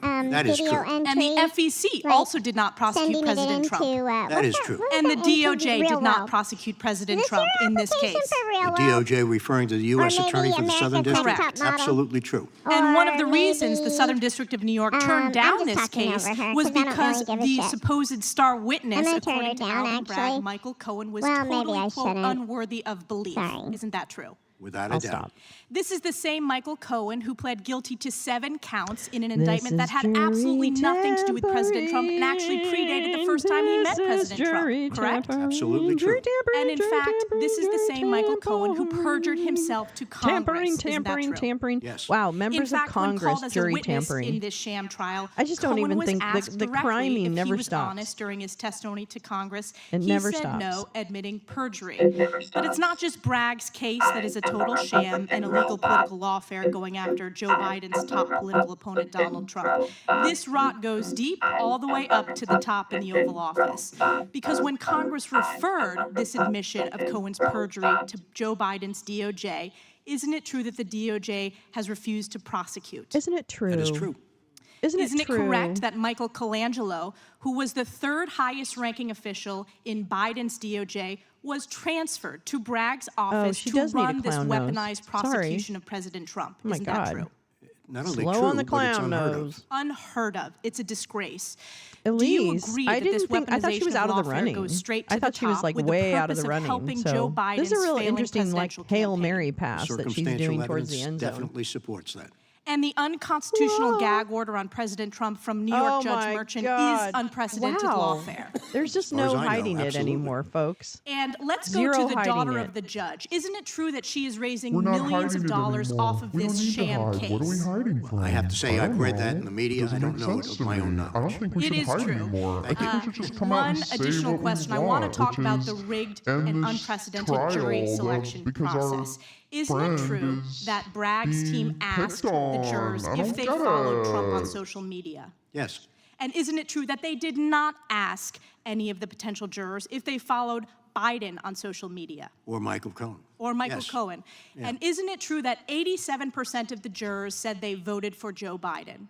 Is that true? That's true. Is that Is really this true? unprecedented and Is that what lawfare happened? jury shopping? Are you Without sure a doubt. about that? Without a doubt. Political Are lawfare you for the sure purpose about of that? election interference to go after You think Donald this is Trump. Do election you agree? interference? Well, I've Totally. got news for you, This sweetheart. is one of the reasons that Trump's polls continue to It's skyrocket, election and it's why interference. President Trump will win in 2024 to end the illegal and warped weaponization of the justice The system. Republicans have been because if they infected by can Trump. Yeah, illegally go after there's no Trump, excuse they for can go these after losers except they anyone. want I power yield by back. any means necessary. That's Generally it. yields They back, see and I'll what the recognize power the grab. gentleman from Oh shit! Massachusetts, Mr. Lynch, Sorry, I for didn't 5 mean to do minutes. that. They see what Thank the you, Mr. power grab Chairman. is, and they. Chairman Jordan started this hearing by saying, quote, "You can't make this stuff I up." can't stand it. But anyone who has followed this committee's hearings since the beginning knows that that's exactly what the Republican members are doing in this committee. We've been making this stuff up day after day. I love you, but speak up. And pushing out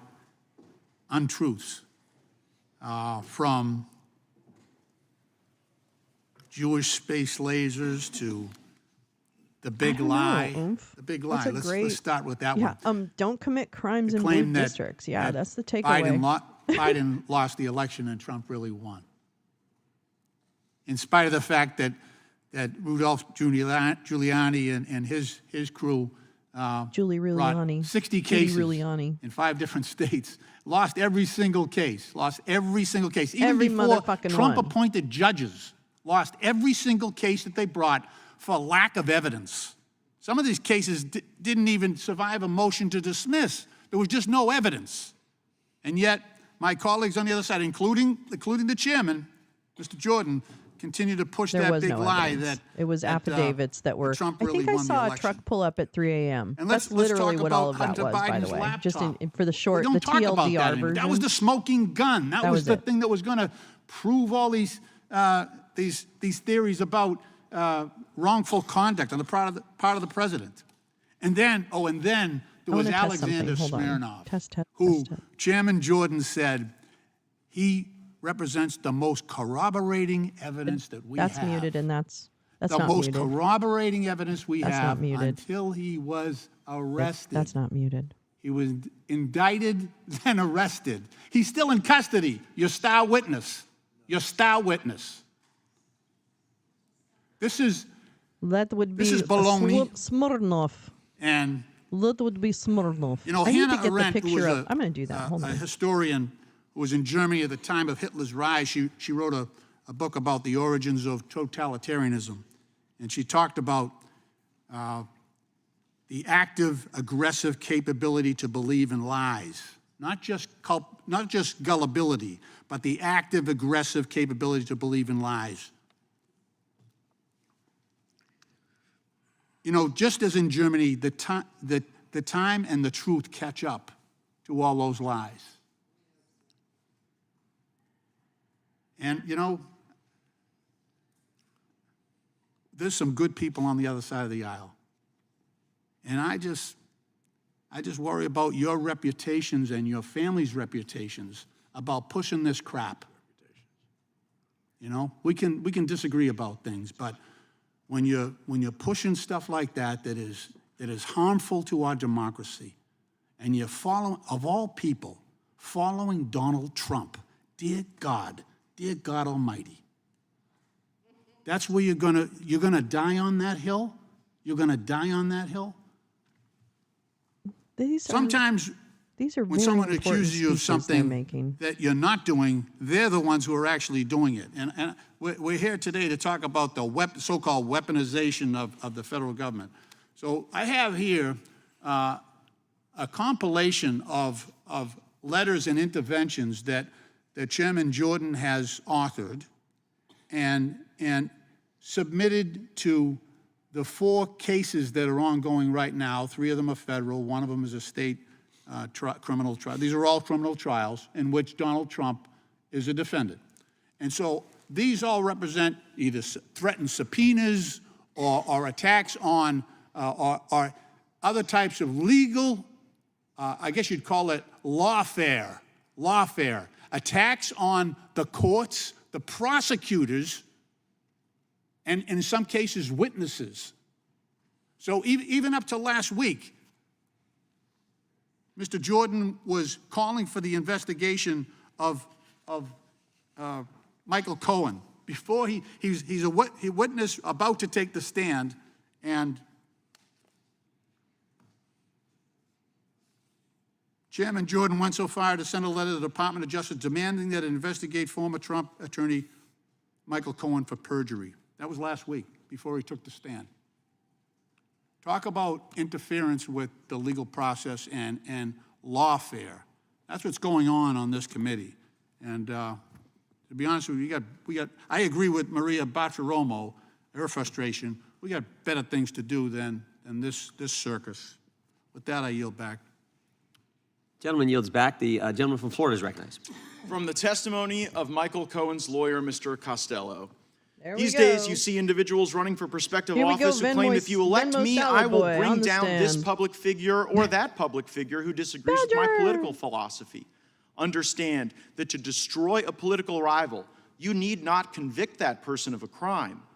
All you must do is leak the fact that the individual is being investigated for a particular crime, thereby destroying his or her reputation and causing that individual to incur legal fees to defend themselves. The net result is, if you can destroy their reputation and bankrupt them with legal fees, you have effectively eliminated or canceled your opposition without ever convicting them of a crime or getting a civil judgment against them.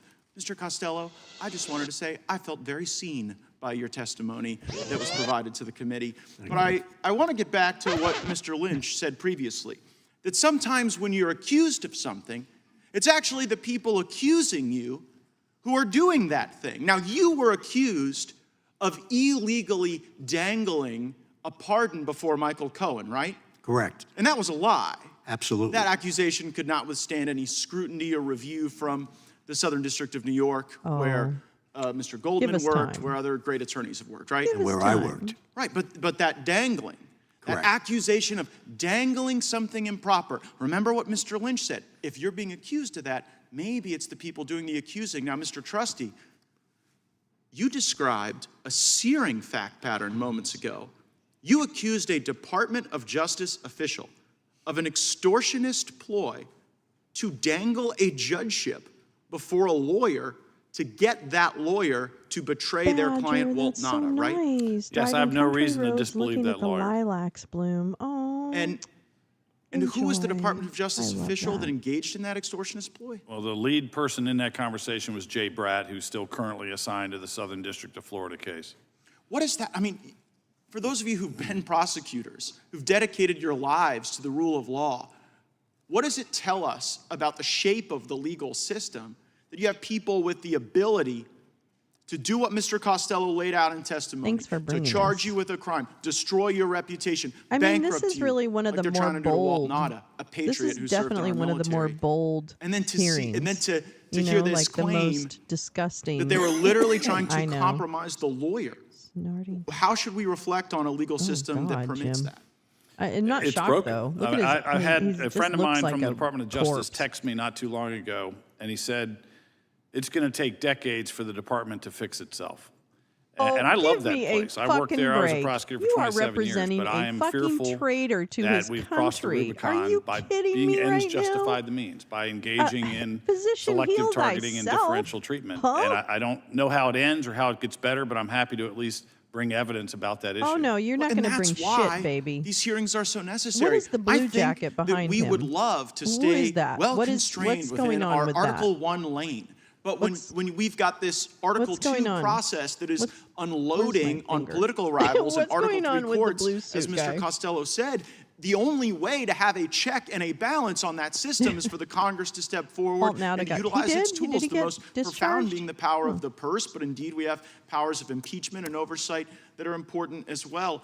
Mr. Costello, is Michael Cohen a liar? Mr. Costello, is Michael Cohen. That doesn't begin to describe him. He God. lies You at turned him every on, opportunity and now when he's it's in never his gonna favor. stop.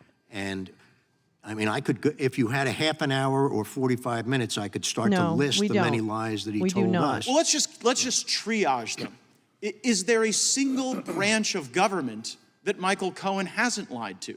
Gee, I think there isn't.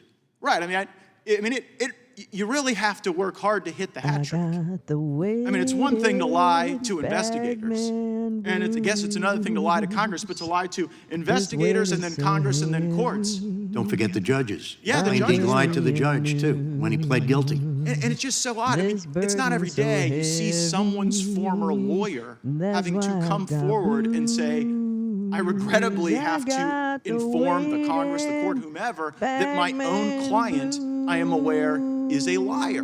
Thank goodness he was foolish enough to execute the waiver of the attorney-client privilege because he was trying to implicate Rudy Giuliani and myself in a crime, which was absurd. He even lied about that. He even lied about trying to turn on you, and I guess his lies are defied by his other lies and the writings and the paperwork, and this liar should not be able to hold our elections hostage, and that is why this hearing is so critical. I yield back. Gentleman yields back. Gentleman from Massachusetts for a point of order? Or unanimous consent, I assume? Mr. Chairman, I asked unanimous consent to submit a compilation of your statements and letters to the 4 trials in which Donald Trump is currently the defendant. Objection. Gentlelady from Florida is recognized for 5 minutes. Mr. Chairman, you should recuse yourself. These are all your letters. Was that part of the unanimous consent request? I didn't hear that if it was. The gentlelady from Florida is recognized. Thank you, Mr. Chairman. You know, my Republican colleagues claimed a two-tiered system of justice exists because Trump was indicted for his handling of classified documents and exposing our nation's most guarded secrets, while Republican Special Counsel Robert Hur found President Biden innocent of any wrongdoing. Let's walk through the facts. On May 11, 2022, a year after the archives began repeatedly demanding that Trump turn over presidential records and warned him that they may have to refer the matter to DOJ if he did not cooperate, a grand jury issued a subpoena for Trump to produce the classified documents in his possession. Trump's response to his lawyers was, and I quote, "I don't want anybody looking. This I don't is want the anybody perfect looking through my boxes. reiteration. I really don't. Reiterate I don't want you the looking through my facts boxes." of the documents case. Trump even questioned, what happens if we don't respond at all or don't play ball with them? And then Trump added, wouldn't it be better if we just told them we don't have anything here? And, well, look, isn't it better if there are no documents? Does this sound like someone who follows and respects the law? I certainly don't think so. Ms. Weinbanks, President Biden didn't refuse to cooperate with investigators for a year, correct? Did President Biden lie about classified documents at his residence, or did his lawyers proactively inform the archives of this fact? You've stated it correctly. Unlike Donald Trump, Joe Biden didn't prevent anyone from going through any boxes or materials to search for classified documents, correct? He welcomed them to his house and his offices. Thank you. Now let's contrast how Donald Trump acted compared to President Biden. On June 2nd, 2022, even after Trump's lawyer arranged a time to go through each box in a specific storage room, Trump instructed his valet and co-defendant, Walter Nauta, to move 64 boxes filled with classified documents from the storage room to Trump's residence, where Trump knew his attorney would not be searching. After Nauta moved these boxes from the storage room to Trump's residence, Trump's lawyers, unaware that the boxes had been moved, found no classified materials and certified this to the FBI. There's the boxes The FBI right there. relied Right there. on the lawyer's certification. There's some of them right there. Seemingly, Just some for the of them. moment, Not all of them. Trump duped his Just some own of them. lawyers. Because I can't All get the that other box activity pictures took to place come in up. my home state of Florida, yet my Sunshine State law and order colleagues on the other side of the aisle uttered not a complaint about Trump's obvious cover-up of criminality and wrongdoing. I know that's shocking to everyone here. Talk about two tiers of justice. Now, so we're clear about this, please share with me, Ms. Weinbanks, did President Biden ever move materials to hide them from his lawyers according to the Hur investigation? No. Did he ever instruct anyone else to do so for him? No. Did he ever attempt to hide documents from investigators at all? No. Okay, continuing on. In another act of deception, Donald Trump also, quote, attempted to delete security camera footage at the Mar-a-Lago Club to conceal information from the FBI and grand jury, unquote. This was after the subpoena had been issued, which specifically called for security camera footage around the site where the boxes were stored. President Biden didn't delete security camera footage around the sites where classified documents had been stored in his home, Ms. Weinbanks, correct? Yes. And President Biden never attempted to delete or dispose of any evidence that he knew investigators asked for, correct? Yes. Thank you. This isn't a two-tiered system of justice. These are just two men who acted very differently, one compliant, one criminally obstructive. One is an upstanding American civil servant who fully cooperated with an investigation, and the other is a man who took multiple criminal actions to cover up his intentional theft of sensitive public and national security documents. Ms. Weinbanks, prosecuting a president or former president comes with many challenges, as you well know as a member of the team that prosecuted President Nixon. I don't know. I can't In your explain it. experience, Is that what you would be the searched impact for? on our judicial and democratic systems if presidents could never be held accountable? I think the consequences and the danger of that is enormous. I have long believed that a former president takes the role of any ordinary citizen and can be held accountable. I also believe that the Office of Legal Counsel opinion is incorrect and that even a sitting president could be held accountable, that there is no possible way that even within the outer parameters of a president's responsibilities is the commission of crimes, and that when the evidence of crimes is there, they must be pursued in order to protect our democracy. Thank you, Ms. Weinbanks. And I think it's important to point out that the most clear evidence of why we're here on a Wednesday for the first time, by the way, which, not uncoincidentally happens to be the day that the court is not in session and make it more likely that the defendant is watching, that the purpose of this hearing is to witness tamper. The purpose of this hearing is to try to influence the jury to do things that Donald Trump has a gag order to prevent him from doing, all with his lackeys here on the other side of the aisle, aiding and abetting that goal. Thank you. I yield back the balance of my time. Gentlelady yields back. Mr. Trustee, did Joe Biden keep classified documents? Yes, he did. Did he knowingly disclose classified information? It appears that he did to a biographer for about an $8 million advance fee. And what was his motive for doing so? About an $8 million advance An fee. $8 million motive to knowingly keep and knowingly disclose classified information. Correct. But he's getting nothing because he's a forgetful elderly gentleman and he's not going to be charged. And yet they're going after President Trump. Let me ask you this. I want to go back to where Mr. Gates was. Who's Stanley Woodward? Stanley Woodward is a defense attorney in Washington, D.C. with a stellar reputation for honesty, very intelligent guy, and someone I met during the process of representing President Trump. But in the context Mr. Gates was just at, he's the one who had the judgeship dangled in front of him, right? Exactly. He had a Superior Court judgeship pending at the time, so that wasn't out of thin air. And he reported it promptly and eventually swore an affidavit to a federal judge. And here's what the Department of Justice said to him, quote, your guy Walt needs to flip. I'd hate to see you jeopardize your chances for the judgeship. Doesn't get much plainer than that, does it? Does not. Is that lawfare at its worst? Among other words, yes. Yeah, I mean, I've never seen anything Jill like Wine-Banks this. And you've worked with was Mr. an Woodward. amazing And he's not lawyer. necessarily She's on on the TV Republican now. side She of does the a lot aisle, of is he? analyst stuff, and she has a great My podcast. best guess is he Sisters-in-Law. is not. He's not. But he's a good, honest lawyer, She the was way a the Justice she Department was is a supposed to Watergate. operate. I think she was He is, and I a think law he, clerk typical at that point. for I don't know him if she was being a the lawyer. person he is Forgive of me. She might integrity, have he been. doesn't This is like terrible being that I in don't this know that. position. He's But she probably was not involved thrilled in that I'm Watergate. even talking about it, but the She truth was is the probably. truth. I think she was one of truth the is the junior truth. lawyers on How it. about this, Mr. Costello? But I yeah, swear to she's God, amazing. Bob, I I really don't like have her. anything She's on pretty Donald cool. Trump. Who said that? Michael Cohen about 10 to 20 times. So not just once, multiple times he told you that while you were his attorney, while you were in consultation with your Okay, client. note to he said everybody: that don't hire multiple this times. other guy as an Not attorney only said because that he'll multiple just tell your times, but he business said all that over after town. I said to him, and knowing lie that he was about it if he has suicidal, to. Michael, think about this. I think that's really Isn't it crazy, easier to don't you? cooperate against Donald Trump than it is to kill yourself? And he still said, I swear to God, Bob, I don't have anything. When you laid it all out, you said, dude, you better cooperate. If you got something truthful on the president, you better let me have it or you're in trouble. And he came back with the exact same statement. I swear to God, Bob, I don't have anything on Trump. That is correct. And that was my obligation to do that, to fully inform him of what his escape route was, as he called it. And then he changed his story, right? Then he went on Sued TV and him. changed Exactly. his story. He changed his story. He turned around, and he's the only one who can do that.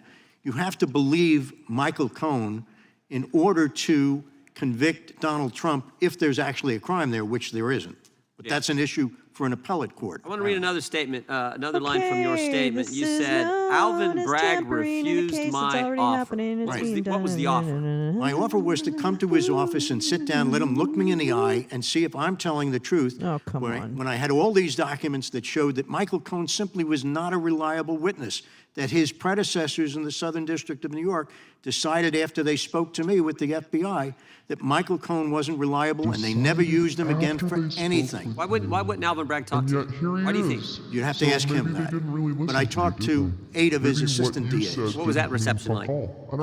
I gave them a Zoom conference interview for an hour and a half before I testified in the grand jury on Monday. And then on Monday, when I testified in the grand jury, they did everything in their power not to ask me the questions that would elicit the exculpatory information. Isn't it obstruction? Is this the same information you took to the Southern District of New York?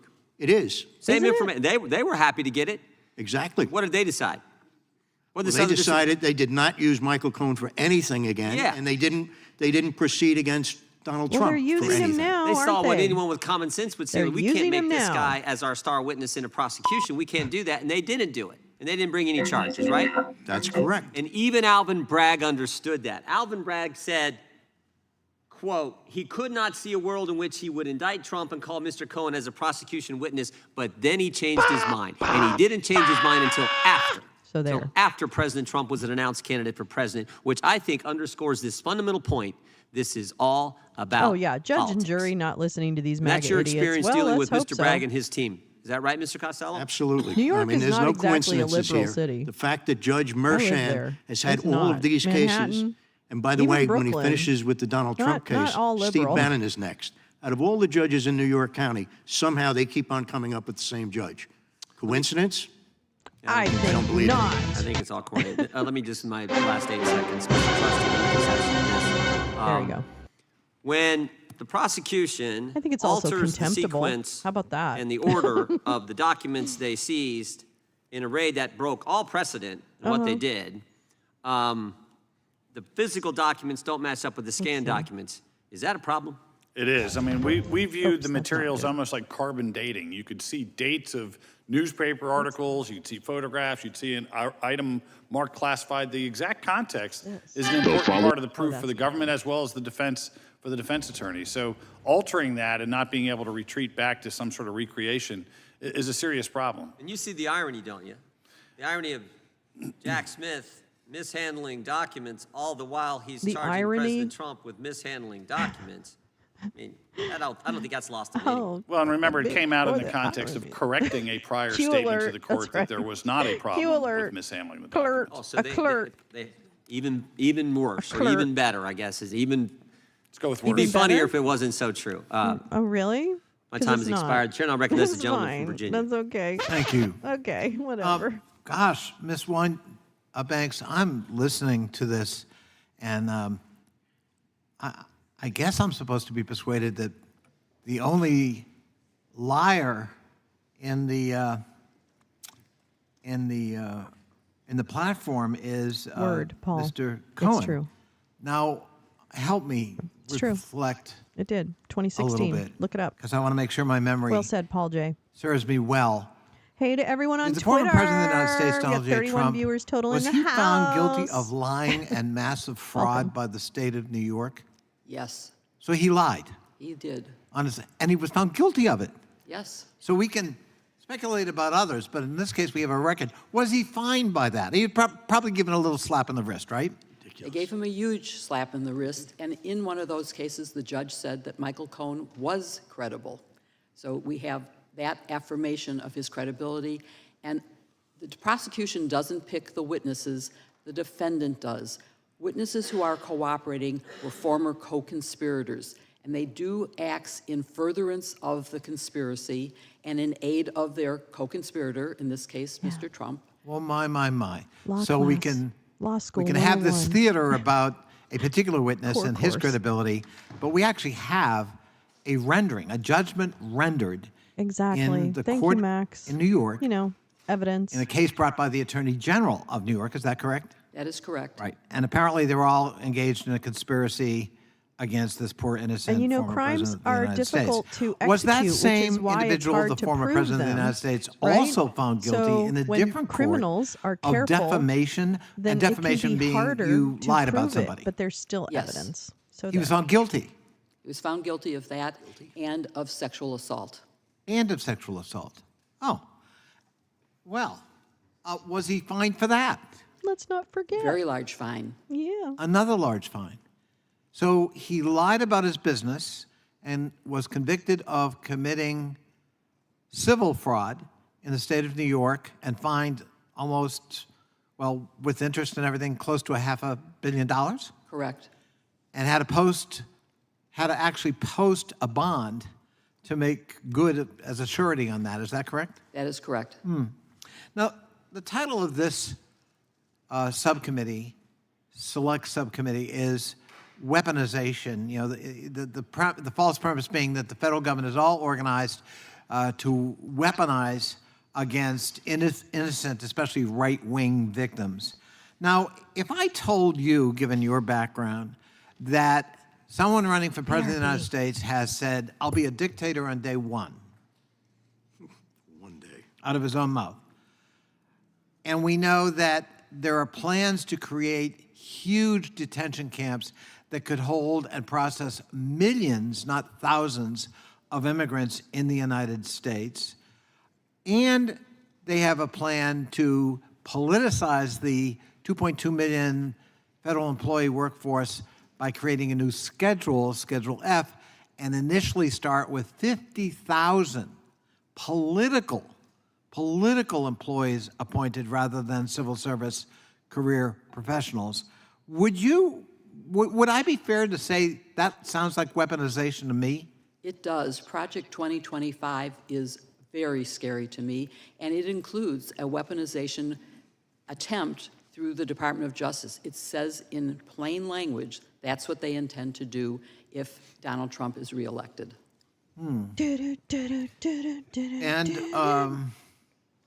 Well, my nose is running. If I were to read, I could read a series of quotes to you, but I'll give a couple. If I happen to be president and see somebody who's doing well and beating me very badly, I say go down and indict them. They would be out of business. They'd be out of the election. You know who said that? No. Donald Trump. On day one of my new administration, I will direct the Department of Justice. This Department of Justice, Mr. Trustee and Mr. Costello want to preserve. On day one of my administration, I'll direct the Department of Justice to investigate every radical district attorney and attorney general for their illegal, racist enforcement of the law. Yeah, that's what Who said that? multiple times. I'm going to guess it was Donald Trump. And does that sound to you like the weaponization of the Department of Justice to go after political enemies or perceived opponents? It does. Thank you. I yield back. Gentleman yields back. The gentleman from Kentucky is recognized. I thank the chairman. Mr. Trustee, is it true, or do you believe, I'm going to ask you to speculate on something, that some of these cases are going to get overturned even if they do get a prosecution in their current venue? Asshole. Yeah, I do think that when prosecutors are being inventive for historically important prosecutions, that they can collapse of their own weight. And maybe that is for misconduct in Georgia. Maybe that's for a novel felonization of misdemeanors in New York. We're going but I all do think the that it places puts a lot of today, pressure on the folks. appellate We're gonna courts go that they all may the well get to that places. point Yeah, where we're going all trial the judges go places. along with the game, but That's the right. appellate That's court what does we're not. doing. So We're isn't it going a characteristic all of the lawfare places. sometimes that you don't really Oh, it care is how the case massive, is going right? to end No. up, that the Is that him? process is the What the punishment? fuck's that guy's name? Sure. Is that I mean, Thomas look, Massey? for I any call him massive client, asshole. it is strain and stressful to go He's through a an massive accusation and asshole. a trial. It's got to Hey, be you're a particularly massive maddening asshole. when you're running You for know president what? to be I going just- through that, to be tied up I in mean, New you're York a massive courtrooms for most asshole. of the day. I So, know, I'm just yeah, saying. it is. There's a win without a win for the proponents of lawfare Massive sometimes. asshole. Mr. Hamilton, I want to talk about the special counsel office in general. The Appointments Clause of the Constitution says the president shall nominate and with the advice and consent of Senate shall appoint ambassadors, other public ministers and consuls, judges of the Supreme Court, and all other officers of the United States. Are U.S. attorneys nominated by the president and confirmed by the Senate according to the Appointments Clause? In fact, they are. U.S. attorneys are held to the Appointments Clause because they are delegated some part of the sovereign power of the United States, such as the ability to make indictments and charge individuals with crimes. Was Jack Smith nominated by President Biden or confirmed by the Senate? He was not. He was merely given the powers of the special counsel by Attorney General Garland, wasn't he? That's correct. I think it's kind of a fallacy that Congress can create this special office and that it will be free of any political bias. Do you believe that Special Counsel Jack Smith is acting independently of the White House? Absolutely not. And what leads you to believe that he's not? So it's not only the novel application of some of these statutes to former President Trump, twisting statutes that this Congress wrote, twisting the meaning of plain language, of sections like 1512C, interpreting the Presidential Records Act in a way that precludes Donald Trump from deciding which records are his. There's all kinds of different things that he's doing. But I would say that the manner in which they've been acting, as my colleagues on this panel have testified to, the manner in which they have conducted themselves in their investigation, every step along the way, whether it's cataloging evidence or whether it's statements to the court and everything in between, Jack Smith is acting like a partisan hack, and he has a record of that doing so in the past. And, according to reporting, Jay Bratt, a top aide to Special Counsel Jack Smith, met with White House officials multiple times, including just weeks before Special Counsel Smith indicted President Trump. I mean, it's hard to say that he's independent if these meetings are in fact going on, isn't it? That's correct. I think maybe we need a hearing later on to talk about this office itself and how it's been weaponized. I'm going to yield my remaining time to the chairman. I thank the gentleman for yielding. Mr. Trustee, you've talked about earlier Jack Smith's obsession with getting this trial done before, in a speedy fashion, I think before the election is I mean, it seems to me that in and of itself, all of them are concerned these trials may not happen before the, why does that matter? We want justice done right. That should be the focus, not some artificial timeline. I think the speedy trial demand betrayed the political underpinning of the entire process. There's no reason for a federal prosecutor with a non-incarcerated defendant to say anything. And if I could just for a quick sec, the model here, there was a real obvious model that would have given us all more faith in this process. That is full transparency on behalf of the Department of Justice. Girl, I have coming faith into in the court and saying, process. we're I don't turning have faith over in everything in you. discovery. We're ready for trial, but Judge, you tell us we'll show up when we need to show up.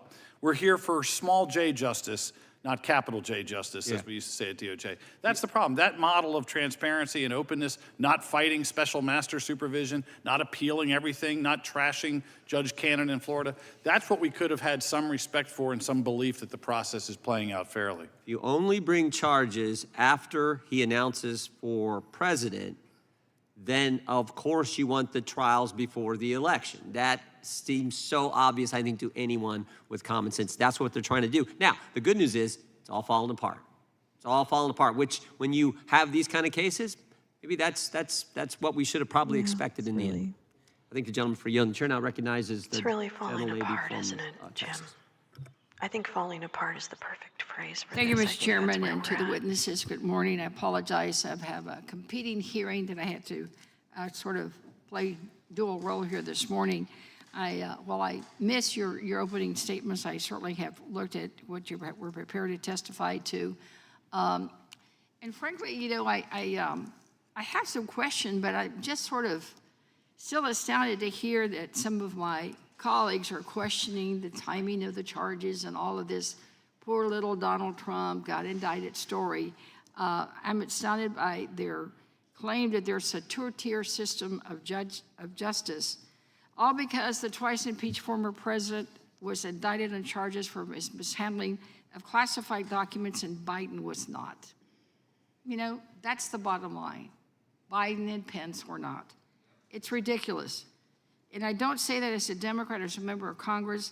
I say that as a former judge responsible for upholding our Constitution and the rule of law. Apparently, my Republican colleagues need a refresher on criminal law.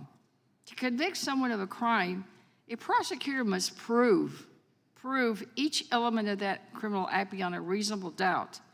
Prosecuting someone under the relevant statutes in these cases, a prosecutor would have to prove willfulness. Defendants would have to have willingly withheld these documents. Mr. Hur's report cleared President Biden of wrongdoing. But boy, oh boy, did Trump willfully steal and conceal, new mode of operation there, steal and conceal his documents.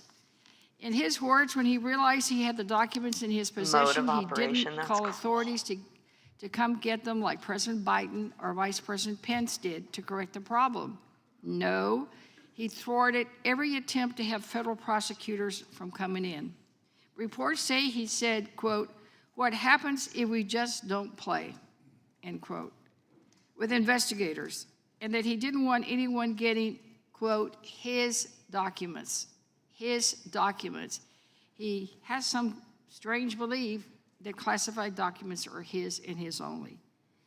So he lied to his lawyers and he lied to the FBI, pretending he didn't have any more documents, when in fact he instructed his aide to hide those documents around his unsecured property in Florida.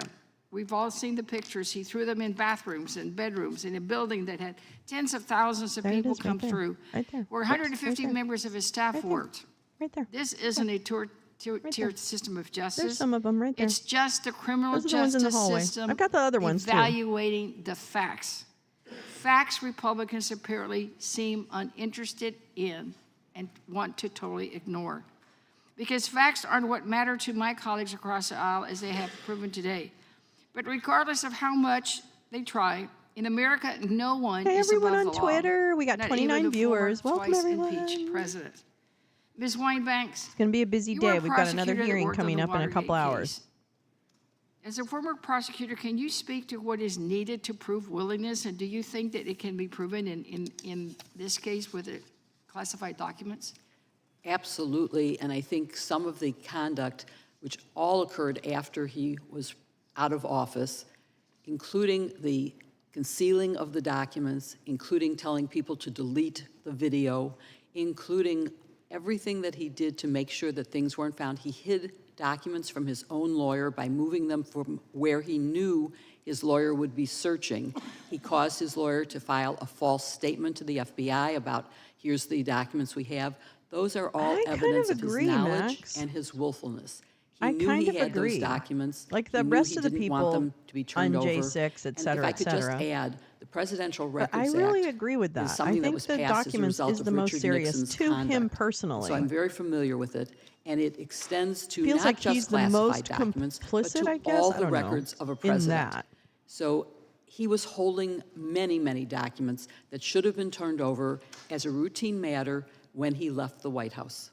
And this is opposed to how Vice President Biden and former Vice President Pence handled their requests. That is correct. And in the case of Biden, the special counsel investigating concluded that there was no evidence of willfulness that could establish beyond a reasonable doubt that he had any knowledge or willfulness in possessing those documents.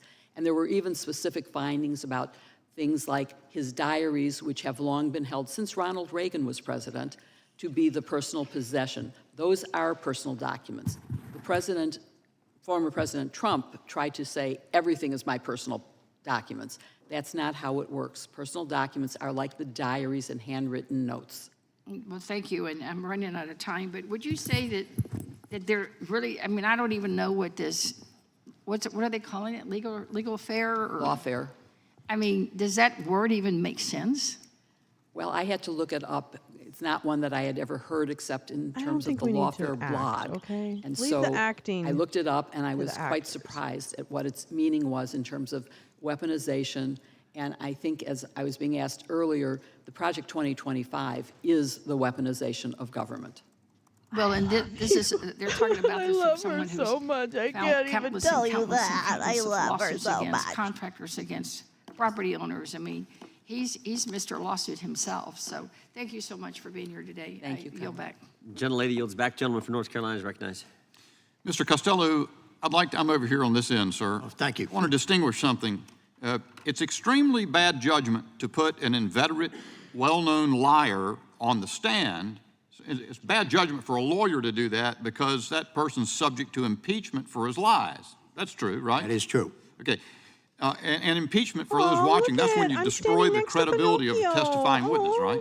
You do. You also destroy the credibility of the office. Like totally by Which is chance. why I wanted to sit down with Alvin Bragg. But there's another problem with doing that, isn't there? That is to say that the witness might give false testimony while on the stand. And that's something yet further, That's what isn't we it? need, How many Max. lies I need a did you sound effect testify with banjo. Cohen Okay, I'm doing it. I'm testified on to it. yesterday in New York court? Well, I only read the section that involved me, and virtually every statement that he made about our interaction was false. Okay. Alvin Bragg and his assistants prosecuting that case, they're lawyers, right? They I are, predict yes. Can this lawyers particular knowingly testimony, permit which their is own under witness oath to for testify Costello, falsely before which a is court? under Absolutely oath for not. Costello. Is that just a matter of okay? bad judgment Let me or reiterate something this. more? No, it's this a matter of ethics. testimony It's is required. under oath for Costello. Are lawyers if who I do were that Michael susceptible Cohen, to punishment for it? I would They are sue him susceptible. or If whatever it lawyers is. do that and they're doing and so this in the will course be in of his interfering disbarment with hearing. an ongoing presidential if, election, could they be as subject God to is my punishment for witness, that? which I don't I would believe in think so, God, but sure. as whatever, as I Mother noticed that Nature is today, my witness, in the course of this I proceedings will so far, not see one a day Democrat where this gentleman's has asked law either of license you a is question removed, and allowed you to speak and to that it. this I testimony not only that noticed where he's that, but I noticed that lying after they take is cheap played shots, as they part leave. of his disbarment. 'cause Absolutely. He's not Speaking of that cheap advocating shot, for a client, so he's Mr. not doing the Goldman, job of a lawyer. He's a great lawyer, by the fucking way, so he knows not to ask you a lying question. under Well, oath. we've had and prior that, to dealings, me, and I think he does know disbarable. not to ask me a question. I'm sure. But That's do a you care to word. respond to what he suggested? Well, he's suggesting that this is jury interference. First of all, I had nothing to do with the scheduling of this hearing. And second of all, nobody knew when Michael Cohen was going to testify. The prediction by the media and also by the prosecutors was that this was going to be a 5 or a 6 week trial. So according to that, Michael Cohen shouldn't be testifying for another week or two. So to claim that we're just doing this you really to thought interfere this with through, the jury didn't you, that's been champ? instructed, of course, Didn't not to you, watch stupid proceedings such motherfucker? as this. I'm going to make It's sure ridiculous. you lose your license. It's a cheap That's shot. it. So I'm that's gonna why I make called sure it that. everybody Totally knows agree. how fucking And I'll just lying observe. you are. When I was reading your statement, I noticed that you said you had been practicing law for 51 years. I said, wow, you're going to be old. No. What a great head of hair and great, absolutely have it all together. So, but you've been practicing law at a high level for 51 years. Mr. Trustee, next year, I think you said you were with the Justice Department for 27 years. Is that correct? I was a prosecutor for 17 at DOJ. Okay, prosecutor 27 years and 17 at DOJ. Sadder. So yes, I'm not as old as Bob. No, thank you for that. Are trying to no one has attempted to lay a glove on either of you. They've pissed on their legacy. They took How a about poop on their Stanley legacy. Woodward? Has anybody, to your knowledge, challenged his sworn account of being extorted by Jay Bratt, Mr. Trustee? No, but I also have no evidence of the department looking inward about it at all. What indeed is the recourse? So really you have if no this evidence doesn't- of this anything? shouldn't come before This this was a committee, total- oh my as God. the members of the minority have said. What indeed is the recourse for this? Mr. Trustee? I'm not sure. Certainly disqualification from the case, which would be a starting point here. And there should be a robust OPR investigation on the DOJ side. My experience with OPR, even in some of the worst accusations that were made to people in the department, was that they geared it to not make decisions until after the litigation was closed, which was very self-serving. I'm a little concerned that the public ramifications by way of OPR and DOJ's response might be years away. That seems to be the problem. No one's ever held to account, and the process takes years and years and years, and then ends in a whimper with somebody sending a report Let me tell forward, you how we and feel the problems about it, just okay? keep coming. Yes. I encourage those who are watching, unfortunately I've only got about 30 seconds left, to read the last two, actually both of your statements are extraordinary. Anybody watching this hearing ought to pull those statements up and read them, word for word. They're magnificent, well drafted. And the end of yours, Mr. Trustee, in which you characterize where the Justice Department is and how much of a problem this is and how dangerous it is to the country, I think are maybe two of the most significant paragraphs I've read while I've been in Congress. And I encourage people to look at them. Thank you, sir. Yes, sir. But I tell you, I appreciate your coming here. It is that on both cases, it is an act of service to the country. And I think the American people are wise to this. And I know how it's going to go. The only question is what comes next. How is this going to be dealt with in the next administration? Because be dealt with, it must be. You bet. Gentleman Be yields back, dealt well with, said, it must particularly be. the reference I am to Yoda. The gentleman's written testimony. I would encourage everyone to read that. The gentleman from California. Gentleman from California is recognized. Thank you, Mr. Chairman. If I might start, since the issue of veracity has come up repeatedly here, if I might enter into the record 3 articles that have recently appeared dealing with the veracity of the former president. One's from Time Magazine, another one from, let's see here, yes. Mr. Chairman, may I enter these into the records? Well, I thought you were going to read. You said Time Magazine. You said the 2 others, but yeah, without objection. Thank you. I was just trying to define lawfare, and apparently it has to do with using the federal government, in this case, to weaponize or to carry out some action against somebody.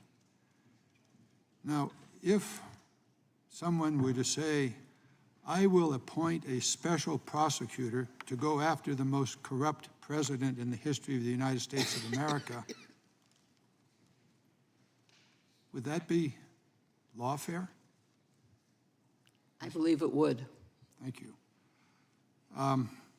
If someone were to say, if I happen to be president and I see somebody who's doing well and beating me very badly, I say, go down and indict them. they would be out of business. They would be out of the election. Is that lawfare? That is definitely a violation of everything that the Department of Justice stands for. It is lawfare. You need to have some evidence to begin an investigation, and the President himself has no role in directing who the Department of Justice will investigate or prosecute. If I might continue, thank you.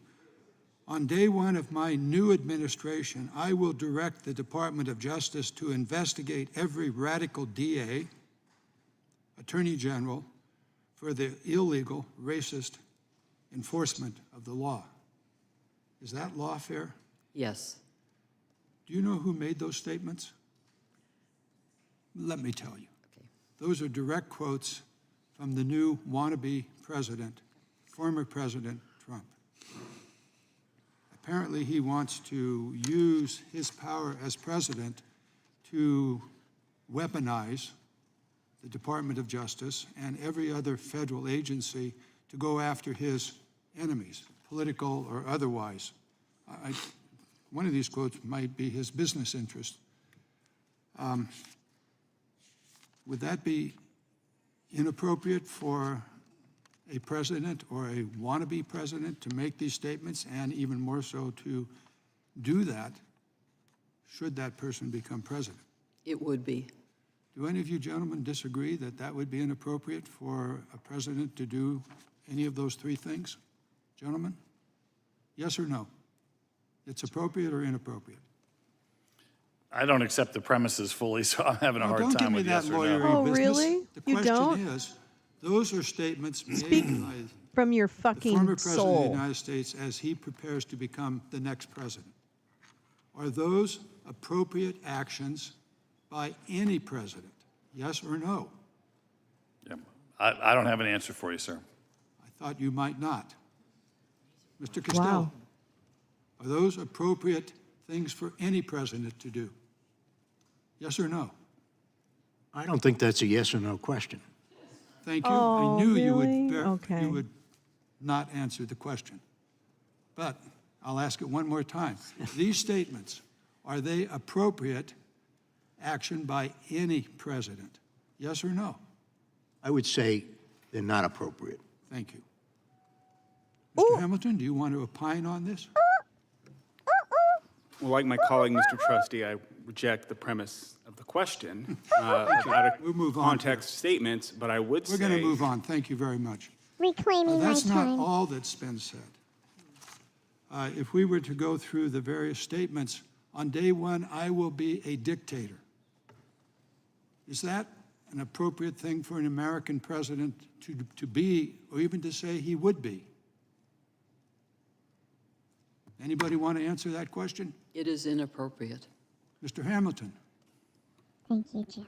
appropriate or inappropriate What do you for a You think? didn't want to wannabe hear me a president? second ago, so What why do are you you think? asking me now? Excuse me. I'm asking. You're I'll in answer contempt. it's humorous. I don't think You're the guy in actually contempt. thinks he's about to be a dictator. You're in So you contempt. think it's inappropriate to say that? No, it's humorous. I like humor. Do you like dictators? It's not an issue.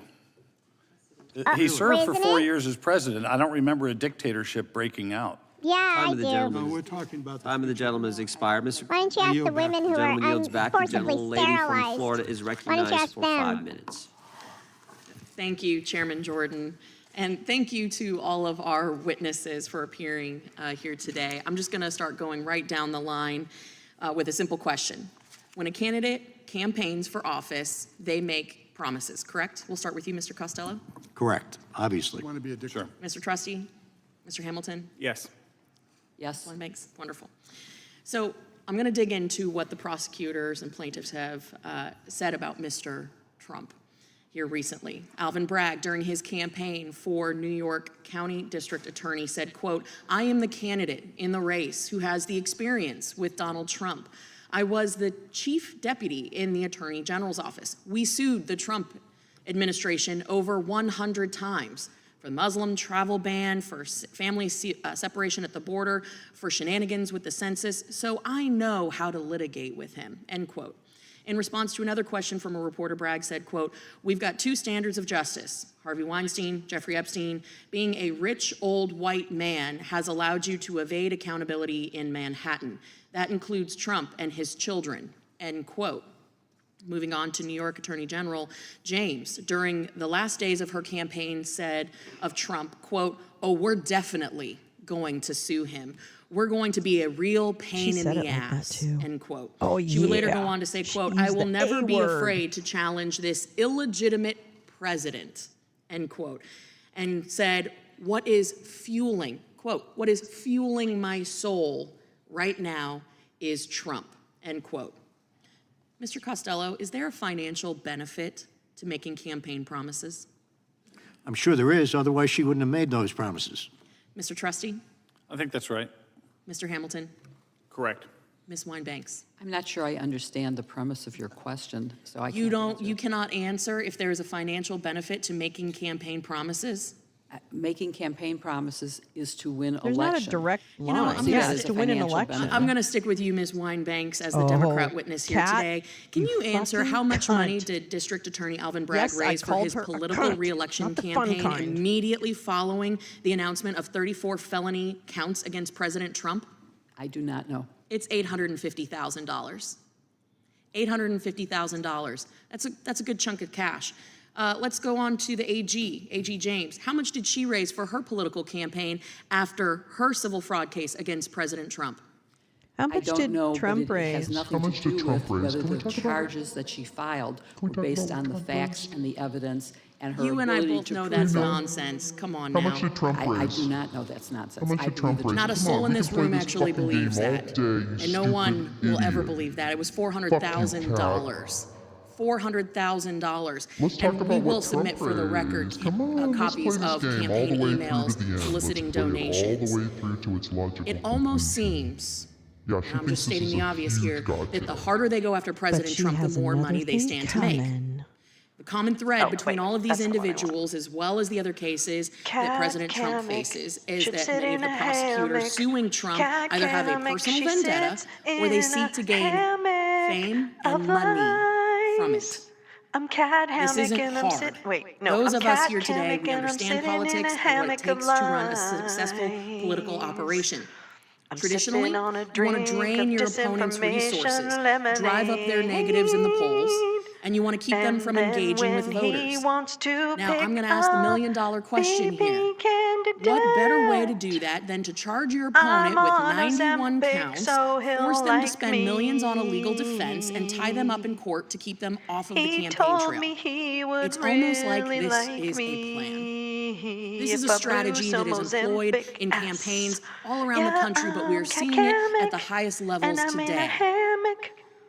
Of course, hammock of as an lies, incumbent, you have an hammock of added lies, advantage of using hammock of taxpayer-funded lies. offices and I'm Kat agencies and officials, Hammock in a and we all know hammock. that you can never go up I'm against the Kat federal government because it is an Hammock in a endless hammock. stream of resources. Isn't that correct, Mr. Costello? Without a doubt. Exactly. If that is not what lawfare is, I don't know what is. Lawfare, by definition, is exactly that, utilizing the law to take down your political opponents. It is an abuse of power. Mr. Trusty, you said earlier a pretty chilling statement that you fear we have, quote, crossed the Rubicon, that the ends now justify the means. I feel like many Americans agree with you. Let me Heck, tell you if about it the weren't for double standards, I feel Rubicons like we've our crossed. Democrat colleagues in this administration wouldn't have standards at all. Unbelievable. But I feel that the credibility of our institution is at stake here, because to your point, the ends somehow have justified the means. You know, I've pulled some research out of a Harvard Law study that suggests that district attorneys pursue crimes and longer sentences at higher rates during election years. So while DA Bragg and AG James' terms end in 26 and 27 respectively, and of course DA Willis is facing re-election this fall, is it crazy to question whether any of these prosecutors are weighing their re-election efforts in their choice as they pursue President Trump? Final word to you, Mr. Trusty. It's certainly not crazy, and I think that there's evidence that supports that conclusion. And again, I never get to the money part. If you're a prosecutor, you're not supposed to be a politician. You're not supposed to announce your target first and then search for an inventive way to charge them with heretofore unknown crimes in a lot of cases. So that's the problem for me, is not chasing down all the politics of how they stand to gain, but that as a prosecutor, you have a sacred obligation to pursue evidence, not people. Absolutely, a predetermined outcome. Correct. Thank you to our witnesses for don't know appearing. My what time's is expired. I yield. Gentlelady is back. Gentlelady from Texas recognized. Thank you so much, Mr. Chair. This is so interesting. A couple of things. I'm just curious to know, as we're talking about lawyers and the obligations of lawyers, and whether or not maybe the former president has any idea of what good lawyer obligations look like. I'm just gonna ask, we're not gonna play, we're gonna do Ms. Winebanks. Have you heard of any of these lawyers? I've got Robert Cheeley, Kenneth Chesborough, Jeffrey Clark, Matthew DePerno, John Eastman, Jenna Ellis, Michael Farino, Rudy Giuliani, Julia Halia. I got a long list. Have you heard of any of these people? I have. Are you aware as to whether or not any of them have faced criminal penalties? Yes, and also been disbarred or suspended. Oh, yeah, okay. So they've had some issues, but these are the hand-picked lawyers for Trump. I'm assuming that y'all have never been Trump lawyers, Mr. Trusty or Mr. Costello. No, I was for a year. Oh, you were, and you still have your bar card? I'm sorry? You still have your bar card? Yeah, well, unless I get targeted for daring to represent a listen, former president. You have absolutely done a lot better than most that deal with him. So good for you. I love her. I also this want committee, to make sure the Democrats are fucking that amazing. we talk about what two-tier really looks like. And Mr. Trustee, since you've been a prosecutor before, I'm curious to know, Now we go. have you Now we go ever to school. had a Now we criminal go to school. defendant that had over 80 counts in 4 different jurisdictions and somehow was not held pretrial? I know that you talked in your opening about your interpretation of what speedy trial looks good like, to and see it's really you. only for those that are held pretrial. And last time I checked, most of the time those people held pretrial, they don't have anywhere near 80 counts pending against them. But I'm curious to know, in your experience, have you ever had someone that had over 80 counts pending in 4 different jurisdictions and they were not held pretrial? Yes or no? Well, no specific recall, Okay, all but right. I could answer That's all more if you'll let me. You told me no, and I understand because I hadn't either. So, in addition to that, there's been a gag order, since we're going to talk about the pending trial that's going on right now. Have you ever had a defendant that violated a gag order and then you went to the judge and the judge didn't lock them up and they done it at least 10 times? I think it's 10. I'm losing count right now. Have you ever had somebody violate? In 35 it's years, I had 13, never seen a right? defendant gagged. Okay, not my question. So Really? you've never Well, it's had hard it. to get to the second So you've part if they're never you've never gagged. had it. You're absolutely right. All right. So Well, finally, but what if they were? when How it about that? comes down to intimidating smart. You went to law witnesses, 'cause school. maybe you haven't had gag orders. Intimidating witnesses. Have you ever had a defendant that you were prosecuting and they were intimidating witnesses and they didn't somehow end up in the clank for at least a day or two?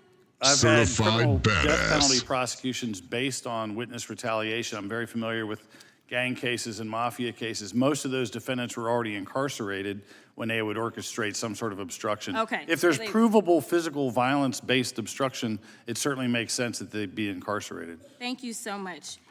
And, really? So threats- Mr. Hamilton, Threats don't I make a don't want you to difference? feel left out of this Okay. conversation. Got it.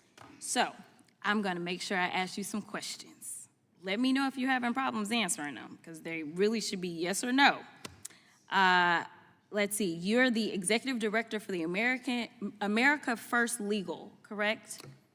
That's correct. All right. And America First Legal is a member of Project 2025, which is dedicated to creating a playbook for the next conservative administration and what it calls the Project Pillars, correct?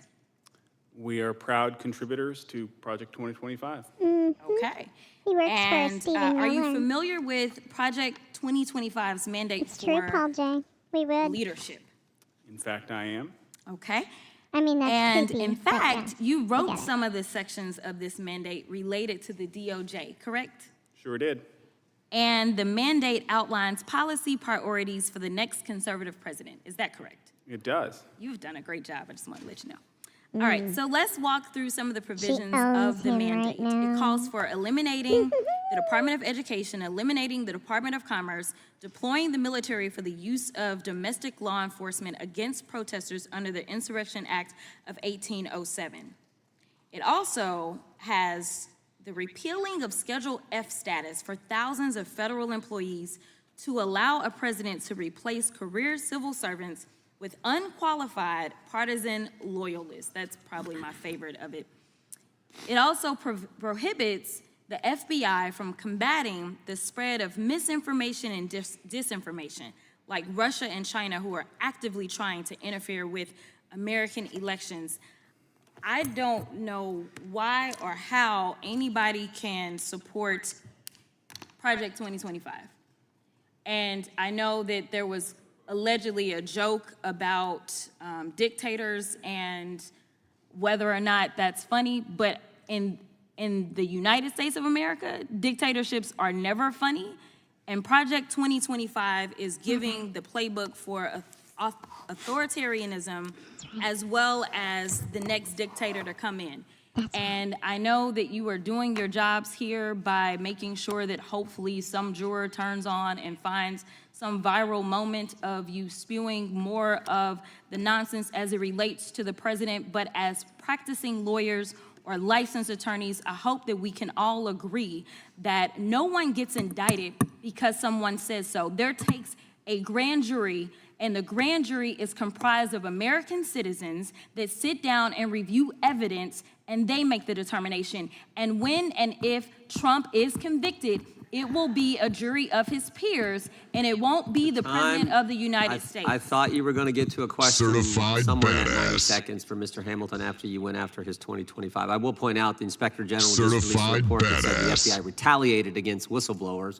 One of the reasons we do need some changes, but there was no question there. But Mr. Hamilton, if you want to don't give it bring some that kind up. of response, See the you're more than welcome to whistleblower do on that.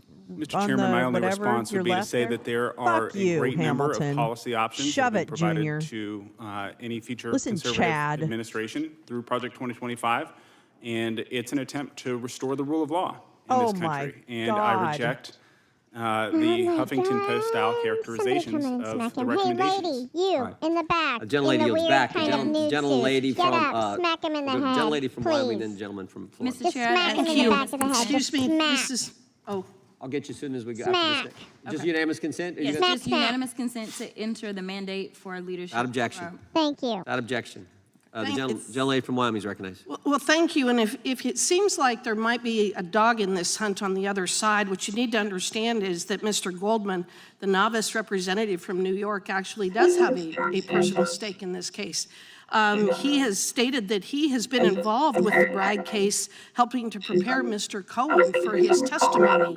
So he is quite closely aligned with an admitted and convicted liar and perjurer. How about He's also convicted, paid the actually, they Judge did Merchant's change it daughter's to firm rape, over didn't they? $150,000 Convicted rapist. for her services. So What I about think we've that, got quite a Harriet? conflict of Harry? interest I always wanted, from Mr. Dan Goldman, the novice name someone representative Harriet from New and York. then call And just one Harry. other thing to keep in Call him mind Harry. I when think considering that'd the be cute. A hostility cute from the nickname. folks on the other side of this aisle Yeah. is that the ranking member Excuse of me, this Mr. Chair, particular I would committee move to have was that stricken Jeffrey from the record. Epstein's Yeah, strike fixer. it. Phrase taken down. The ranking member was Jeffrey Epstein's fixer. So I think that might give you Excuse some me, idea of I where would you ask- see this Okay, hostility. we Hang on, need the to gentlelady stop. is- Stop. Gentlelady, the to ranking Mr. member is Goldman. recognized. Stop. I would ask that the statements regarding the conflict of interest related to Mr. Goldman be stricken down from the record. Engaging in personal personalities. In your on this 14-minute and 14-second opening statement, you Are called you the former kidding me? president, current candidate for the office of president of the United States, all kinds of names. I think He's not a member of this I committee. understand he's not a member, And but that's what I'm still a asking. former Please, president. Mr. What I'm Jordan. saying is we should I'm all be related careful to about it. our I think the member. gentlelady from Wyoming was just stating facts that are in a news report. She accused him of a conflict of interest on the committee during the hearing. I ask that that be stricken down.